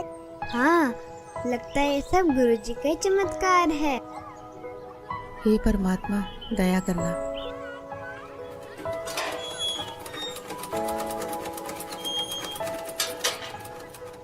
अरे नीलम दीदी, आइए आइए।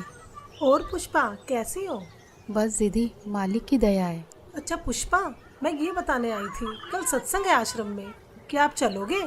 नहीं दीदी, कल तो इनके पापा की छुट्टी है तो नहीं हो पाएगा। कोई नहीं। हाँ, अगर पिछली बार की तरह इनका बाहर जाना हुआ तो चल पड़ेंगे। जी मालिक ही दया करेंगे। अच्छा बहन, चलती हूँ। सत साहेब। सत साहेब।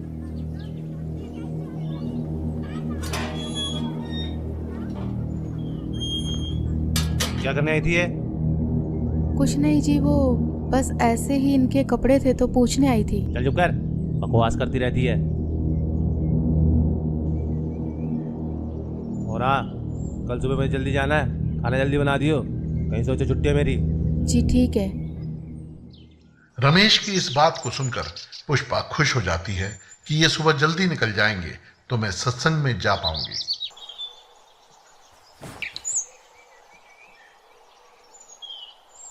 अच्छा ठीक है, मैं जा रहा हूँ। ठीक है जी।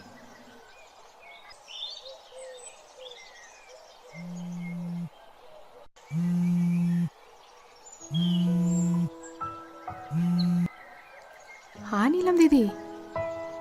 जी दीदी। हाँ दीदी, मैं 5 मिनट में तैयार होके आती हूँ। जी जी जी। माँ, हमें भी ले चलो ना सत्संग में। हाँ माँ, हाँ बहुत अच्छा लगता है। ठीक है मेरे बच्चों, तुम्हें भी लेके चलती हूँ, चलो। पुष्पा आज भी नीलम के साथ अपने दोनों बच्चों को लेकर सत्संग में पहुंच जाती है, इस बात से बेखबर कि आज यहाँ उसके साथ क्या होने वाला है। कोई आपत्ति आओगी कैसे खड़ा करूंगा। और क्या बताना चाहा था, जो परमात्मा 18 लाख व्यक्तियों को और 3 दिन तक भोजन भंडारे, लड्डू, जलेबी, कचौड़ी, पकौड़ी और दोहर और असरफी दे सकता है, एक झोपड़ी में बैठा व्यक्ति, वो समर्थ कितना है। और आपको क्या नहीं दे सकता, पूरे विश्व को खिला सकता, वो पूरे असंख्य ब्रह्मांडों को 1 सेकंड में सब कुछ भर दे, हरा भरा कर दे इस पृथ्वी को, और आपका घर भर दे पूरा। अगर विश्वास करोगे तो ये सत्कर मान लेना, उस समर्थ का सहारा आपको है। हाँ हाँ दीदी, बहुत अच्छा लगा। और मैं तो सोच रही थी, और हाँ दीदी, कल तो कमाल हो गया। मुझसे पूछ रहे थे कि बच्चों की फीस जमा करा दी, तो मैंने कहा नहीं, तो मेरे हाथ में पैसे रख के चले गए। अच्छा हाँ बहन, परमात्मा पर ऐसे ही विश्वास रखो, परमात्मा जो चाहे सो कर सकते हैं।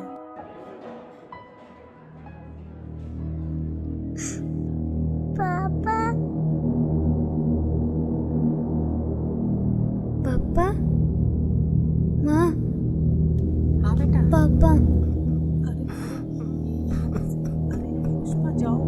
नहीं दीदी, मैं नहीं जा रही। जाओ जाओ। ठीक है, जाती हूँ।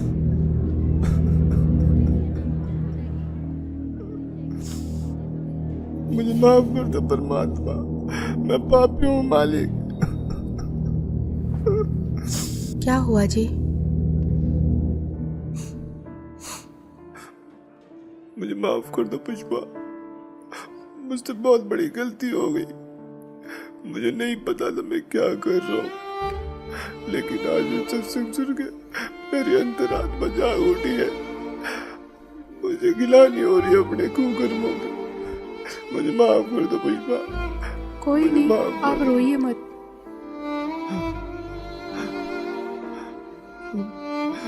शिवा बेटा, मुझे माफ कर दे बेटा। मैं आज के बाद कभी भी तुम्हें शिकायत का मौका नहीं दूंगा।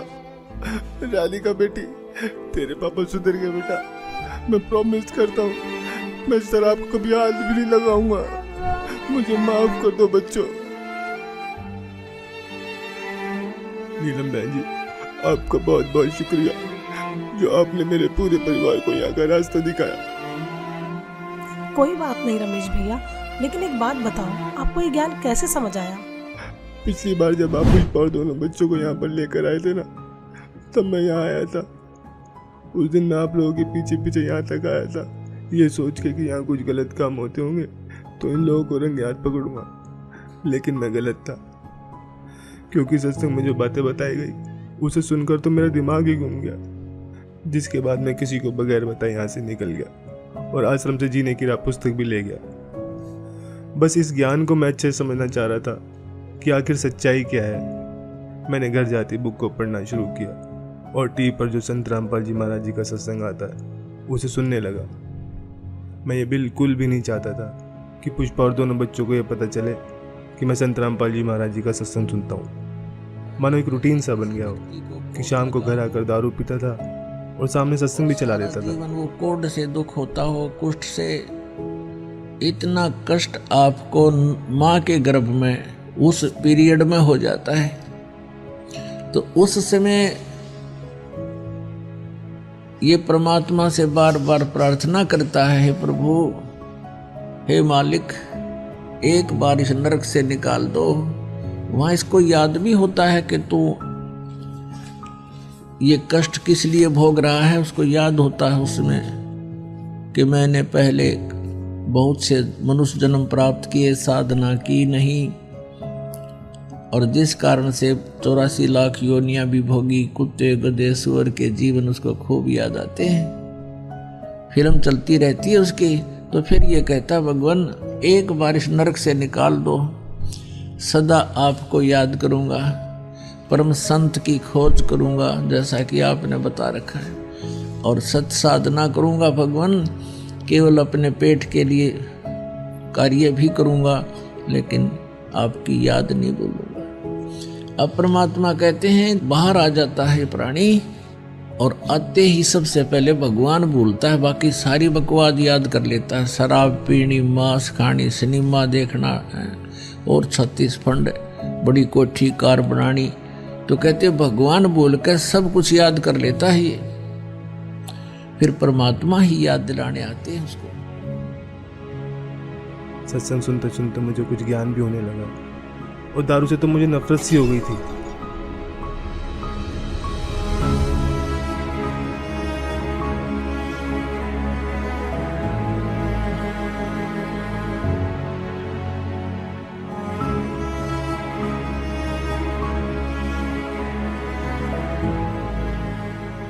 और फिर कल जब आप घर पर आए, पुष्पा से सत्संग में चलने के लिए पूछ रहे थे ना, तब मैंने आप दोनों की सारी बातें सुन ली थी। मैं बिल्कुल भी नहीं चाहता था कि पुष्पा और दोनों बच्चे मेरी वजह से सत्संग में ना जा पाए, इसलिए मैंने पुष्पा से झूठ बोला कि मुझे सुबह कहीं बाहर जाना है। फिर मेरे मन में भी आया कि क्यों ना मैं भी आज सत्संग में चलूं, तो आज मैं भी सत्संग में आ गया। संत रामपाल जी महाराज वाकई में पूर्ण संत हैं, जिन्होंने मेरे पूरे परिवार के साथ साथ मुझे भी यहाँ खींच लिया और मेरे अंदर के राक्षस को मारकर एक देवता बनने का रास्ता बताया। सुबह का भूला यदि शाम को घर आ जाए तो उसे भूला नहीं कहते। और अब आप संत रामपाल जी महाराज जी का ज्ञान समझ गए हो, तो इससे बड़ी खुशी की बात और क्या होगी। जी, अब मुझे भी नाम दीक्षा दिला दीजिए, जिससे मेरे पाप कर्म कुछ हल्के हो सके। हाँ हाँ, क्यों नहीं भाई साहब, आइए। जी हाँ बच्चों, आज रमेश भी संत रामपाल जी महाराज जी से जुड़ जाता है और अगले ही दिन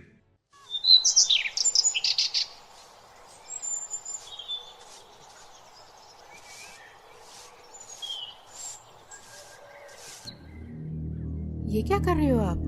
कल तो आप कह रहे थे कि आज के बाद शराब नहीं पीऊंगा।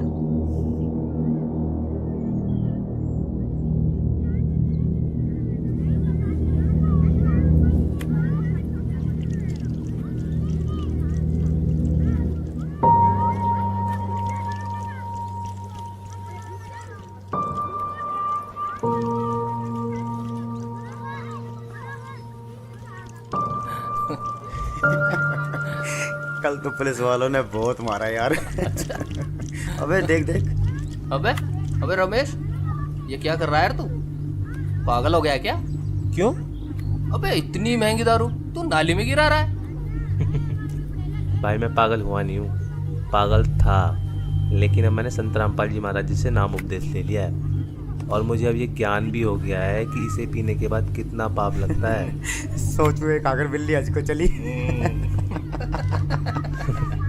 हाँ यही समझ लो। अबे तो गिराने से क्या फायदा, हमें दे दे। भाई जब मुझे ज्ञान नहीं था ना, तब तक मैंने तुम्हें खूब पिलाई, लेकिन अब मुझे ये भी पता चल गया है कि ये चीज़ मैं किसी को पीने के लिए भी दूंगा ना, तो भी मैं पाप का भागी बनूंगा। तो ये जहर मैं अब किसी को भी नहीं दे सकता। चल यार, ये तो बाबा बन गया है। अंकल जी। यही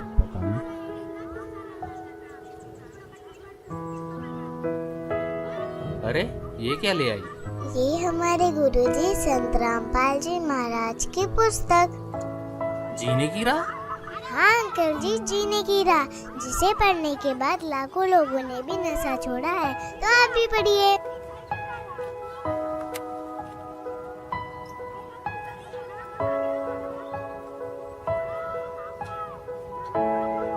हाँ राधिका बेटा, आपने बोला है तो हम जरूर पढ़ेंगे।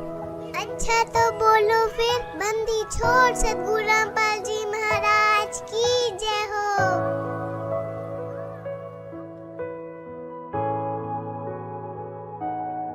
तो दोस्तों आपने देखा आखिर किस प्रकार रमेश का नशा छूट जाता है। संत रामपाल जी से जुड़कर लाखों लोगों ने अपना नशा छोड़ा है। संत रामपाल जी ही पूरे विश्व में एकमात्र ऐसे संत हैं जिनके लाखों फॉलोअर्स हैं, जिनमें से कोई भी नशे पते को हाथ तक नहीं लगाता। उनका मिशन है कि पूरे विश्व से नशे को खत्म कर सबको सत भक्ति मार्ग पर लगाना, ताकि आप और हम सभी मनुष्यधारी जीवों का यह मनुष्य जीवन सफल हो जाए। धन्यवाद। अहिले तपाईहरूले सुन्नुभयो जगतगुरु तत्वदर्शी सन्त रामपालजी महाराजको मङ्गलमय सत्सङ्ग प्रवचन। आउनुहोस् अब सुन्नेछौँ ती भक्तहरूका अनुभव जसले सन्त रामपालजी महाराजको शास्त्र प्रमाणित ज्ञानले प्रभावित भई मन्त्र दीक्षा लिएर अनेकौं लाभहरू प्राप्त गरे। सर नमस्कार। सत साहेब। तपाईँको नाम के होला? सरोज भट्टराई। सरोजजी कहाँबाट आउनुभयो? म भरतपुर 11 चितवनदेखि। सन्त रामपालजी महाराजबाट मन्त्र दीक्षा कहिले प्राप्त गर्नुभयो? 2022 अगस्त 5 तारिक। सन्त रामपालजी महाराजबाट मन्त्र दीक्षा लिनुभन्दा पहिले के कस्ता भक्ति साधनाहरू गर्नुहुन्थ्यो? म चाहिँ विशेष गरेर दुर्गा माताको, शिवजीको पूजा साधना गर्थेँ। अनि आएर चाहिँ उहाँहरूको पूजाको लागि म मनोकामना, मौलाकालिका मन्दिर, पशुपति अनि इन्डियाको चाहिँ गोल्डन टेम्पलसम्म नि गएँ। अनि आएर चर्चमा पनि जान्थेँ म। चर्चमा पनि अब त्यहाँ नि भगवान् पाइन्छ कि भनेर चर्चमा गएँ। अनि अब सबै ठाउँमा चाहिँ अब मस्जिदहरूमा नि जान्थेँ। अनि आएर चाहिँ उहाँहरू चाहिँ अब उ गर्नुहुन्थ्यो, आफ्नो चाहिँ पूजा गर्नुहुन्थ्यो, म चाहिँ बाहिर बस्थेँ। सबै ठाउँमा चाहिँ म भगवान्को खोजी गरेँ सर। तपाईँ देवी दुर्गाको तथा शिवजीको पूजा आराधना गर्न विभिन्न मन्दिरहरूमा जानुहुन्थ्यो, साथै भगवान्को खोजीको क्रममा चर्च लगायत विभिन्न ठाउँहरूमा जानुभयो। अहिले तपाईँ सन्त रामपालजी महाराजको शरणमा हुनुहुन्छ। सरोजी, सन्त रामपालजी महाराजको शरणमा जानुको कारण के थियो? अब भक्ति चाहिँ गरे जस्तो चाहिँ गर्थेँ, तर चाहिँ तपाईँको के हुन्थ्यो भन्दाखेरि विभिन्न किसिमका नसाहरू चाहिँ गर्थेँ सर म। किनभने टेन्सनहरू हुने, अब घर परिवारको टेन्सन, अनि आएर चाहिँ सबै टेन्सनको कारणले गर्दाखेरि चाहिँ अब गाँजाहरू, अनि आएर रक्सीहरू, सुर्तीहरू, चुरोटहरू सेवन नगरेसम्म तपाईँको चाहिँ निन्द्रै नलाग्ने त्यस्तोसम्म अवस्थामा पुगेँ सर म। यी नसाको कारणले गर्दाखेरि चाहिँ म सन्त रामपालजी महाराजको शरणमा गएँ सर। सन्त रामपालजी महाराजको बारेमा कसरी थाहा पाउनुभयो? म चाहिँ कतारबाट एकचोटि छुट्टीमा आएको थिएँ। छुट्टीमा आउँदाखेरि मम्मीले के भन्नुहुन्थ्यो भने घरमै भगवान् आउनु भएको छ, कतै जानु पर्दैन खोज्नको लागि भनेर भन्नुहुन्थ्यो। अनि भन्दै पनि म चाहिँ दिनकै प्रायः जसो अल्कोहल, रक्सी सेवन गरेर आउँथेँ घरमा। अनि आइसकेपछि एकचोटि म सुतेको थिएँ, माइलो बुवाको छोरा र म सुतिरहेको थियौँ। सुतेको बेलामा चाहिँ एकचोटि चाहिँ मलाई चाहिँ प्रेतले चाहिँ तान्न आयो।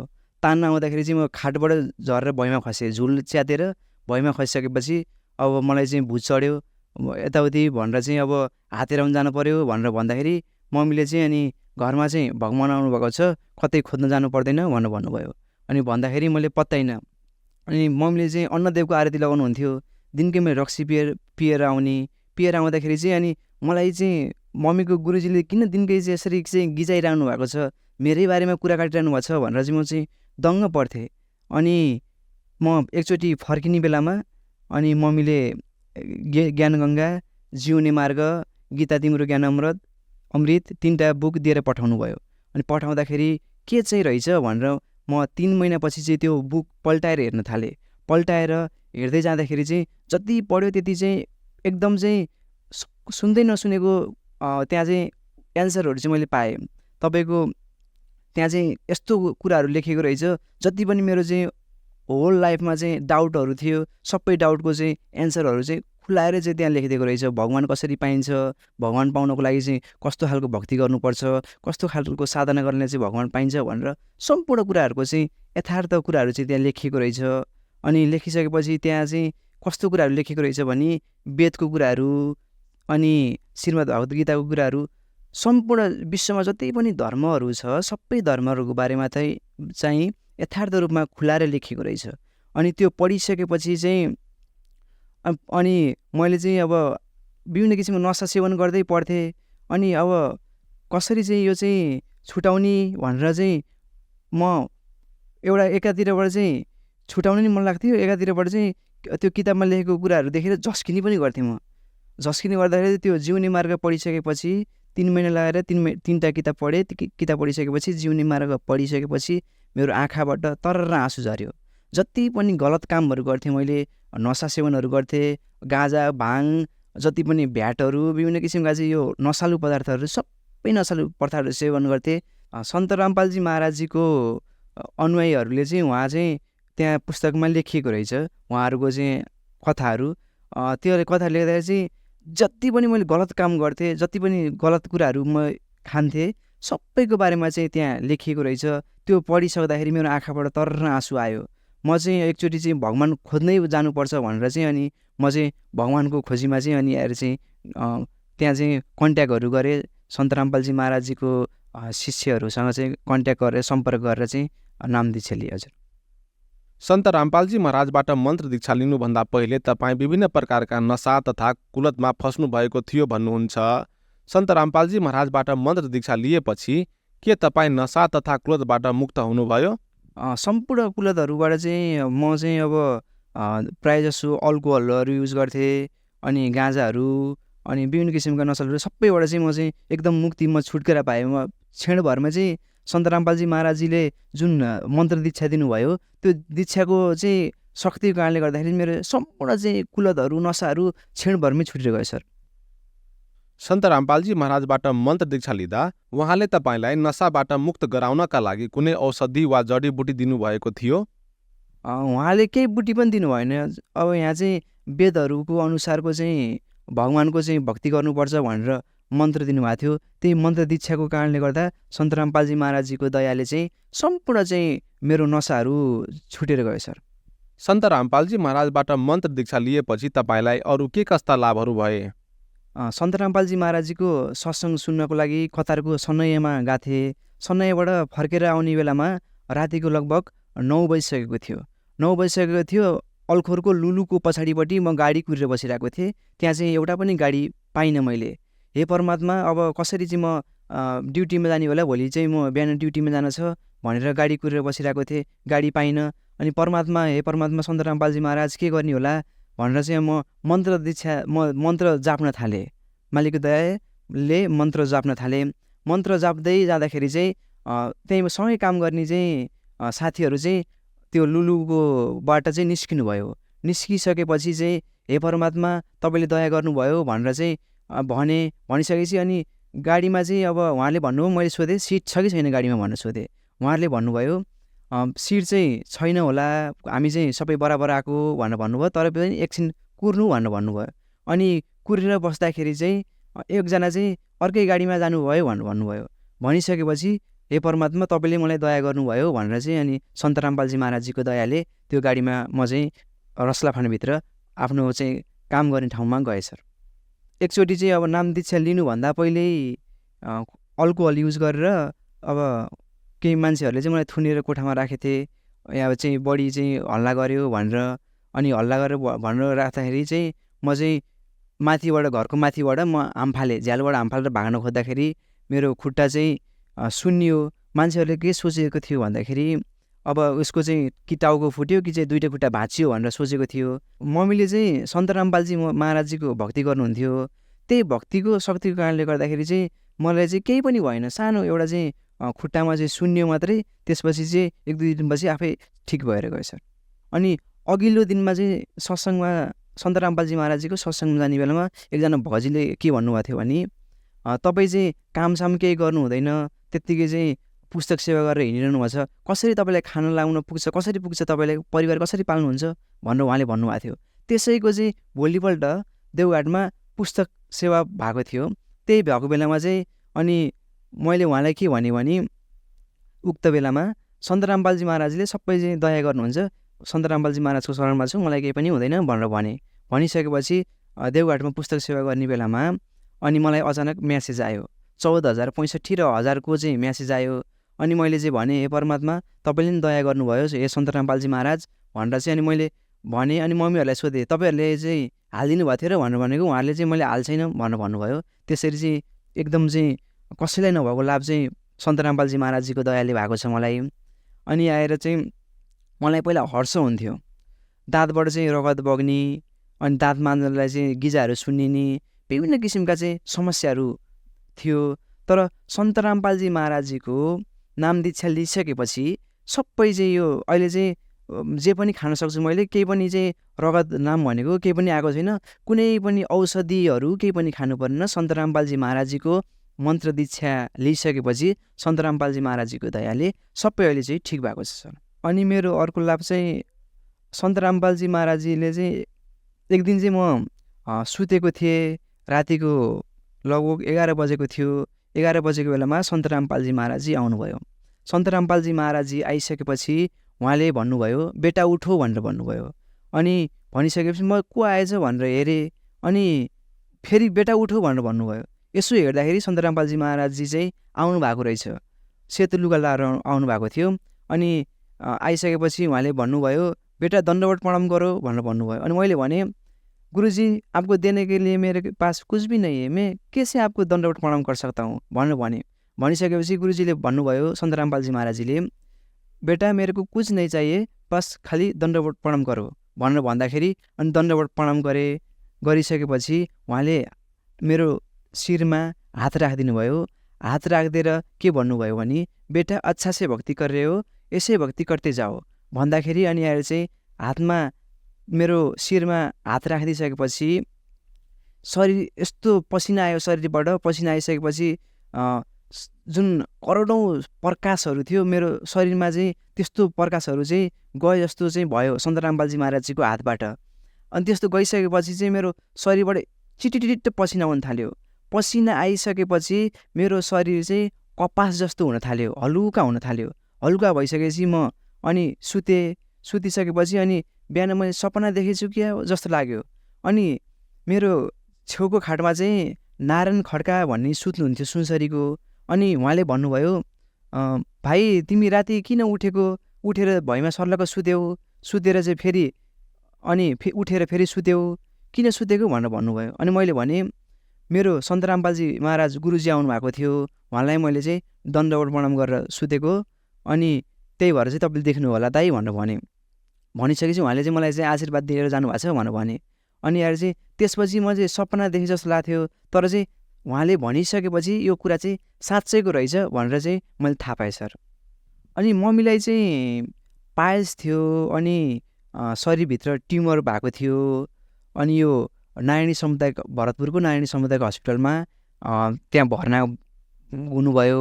भइसकेपछि चाहिँ जब चाहिँ सन्त रामपालजी महाराजजीको दीक्षा मन्त्र दीक्षा लिइसकेपछि मम्मीले त्यहाँ चाहिँ उपचार गराइसकेपछि धेरै खर्च पनि लागेन, औषधि पनि खानु परेन, तपाईँको चाहिँ सबै कुराहरू चाहिँ निको भएर आयो। अनि घरमा चाहिँ दिनकै चाहिँ झैझगडा हुने, अनि आएर चाहिँ अब दाइले चाहिँ रक्सी सेवन गरेर आउने, झगडा गर्ने, कलह हुने त्यस्तो हुन्थ्यो। तर सन्त रामपालजी महाराजजीको दयाले चाहिँ अहिले हाम्रो घरमा जस्तो सुखी मलाई जहाँसम्म लाग्छ कसैको पनि घरमा छैन, त्यति हामी चाहिँ अहिले सुखी जीवन चाहिँ हामी बिताइरहेका छौँ सर। हाम्रो देशमा तपाईँ जस्ता धेरै युवावर्ग छन् जो नशा जस्ता कुलत तथा दुर्व्यसनमा फँसेका छन्। उहाँहरूलाई तपाईँ के सल्लाह तथा सुझाव दिन चाहनुहुन्छ? म जस्तै कुलतमा दलदलमा फँसेको युवाहरूलाई चाहिँ म के भन्न चाहन्छु भन्दाखेरि सन्त रामपालजी महाराजद्वारा लेखिएको जिउने मार्ग छ, र चाहिँ अहिलेको चाहिँ त्यो पुस्तक पढ्नु होला। र अहिलेको चाहिँ युवाहरूले चाहिँ अब तपाईँको चाहिँ विभिन्न किसिमको चाहिँ यो यङ जेनेरेसनमा अनि टिनेजमा आफ्नो चाहिँ गाँजाहरू सेवन गरेर अनि आएर चाहिँ विभिन्न किसिमका चाहिँ रक्सीहरू सेवन गरेर विभिन्न किसिमका सेवनहरू गर्दै आउनुभएको छ। उहाँहरूले चाहिँ व्यर्थमा आफ्नो जीवन चाहिँ खेर गइरहेको छ त्यसै। र के अब हाम्रो मनुष्य जीवनको चोला चाहिँ यति अनमोल छ, करोडौँ अरबौँ खरौँ वर्षपछि एकचोटि मात्रै आउँछ, त्यही पनि चाहिँ घरमा झैझगडा गरेर कुलत गरेर आफ्नो जीवन चाहिँ व्यर्थ खेर गइरहेको छ। र एउटा चाहिँ सन्त रामपालजी महाराजजीले यस्तो भक्ति दिनुभएको छ जुन भक्तिबाट चाहिँ कुलत पनि छुट्छ र मोक्ष पनि प्राप्त हुन्छ। र अहिलेको युवाहरूलाई चाहिँ म यो दुई हात जोडेर चाहिँ यही विनम्र अनुरोध मात्रै गर्न चाहन्छु, सन्त रामपालजी महाराजजीको लेखिएको जिउने मार्ग पुस्तक अवश्य पढ्नु होला। र चाहिँ यो नसाहरू सबै आफै छुट्छ र सद्भक्तिमा लाग्नु होला भन्न म चाहन्छु। सन्त रामपालजी महाराजबाट मन्त्र दीक्षा कसरी प्राप्त गर्न सकिन्छ? सोसियल मिडियाको विभिन्न प्लेटफर्महरूमा फेसबुक भयो, युट्युब भयो, त्यहाँ चाहिँ सन्त रामपालजी महाराजजीको सत्सङ्ग चल्ने गर्छ। र सत्सङ्गको तलपट्टि त्यहाँ नामदान केन्द्रहरूको नम्बर हुन्छ। र गुगलमा गएर जगद्गुरु सन्त रामपालजी महाराज .org मार्फत पनि हजुरहरूले त्यहाँ विभिन्न किसिमका मन्त्र दीक्षा नामदान केन्द्रहरूको त्यहाँ नम्बरहरू राखिएको हुन्छ। उक्त नम्बरबाट हजुरहरूले सन्त रामपालजी महाराजजीको निःशुल्क नाम दीक्षा लिन सक्नुहुन्छ। धन्यवाद। सत्सय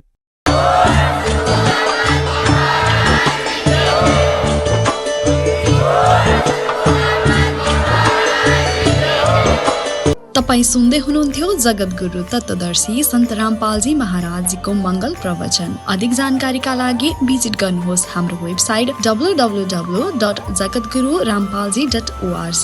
सन्त रामपालजी महाराजजीको शुभ आशीर्वादले पूरा विश्वभरमा 500 भन्दा पनि अधिक मन्त्र दीक्षा केन्द्रहरू छन्, जसमा सन्त रामपालजी महाराजजीद्वारा अनलाइन निशुल्क मन्त्र दीक्षा दिँदैछ। आफ्नो नजिकको मन्त्र दीक्षा केन्द्र पत्ता लगाउनका लागि सम्पर्क गर्नुहोस् 98 511 89 381।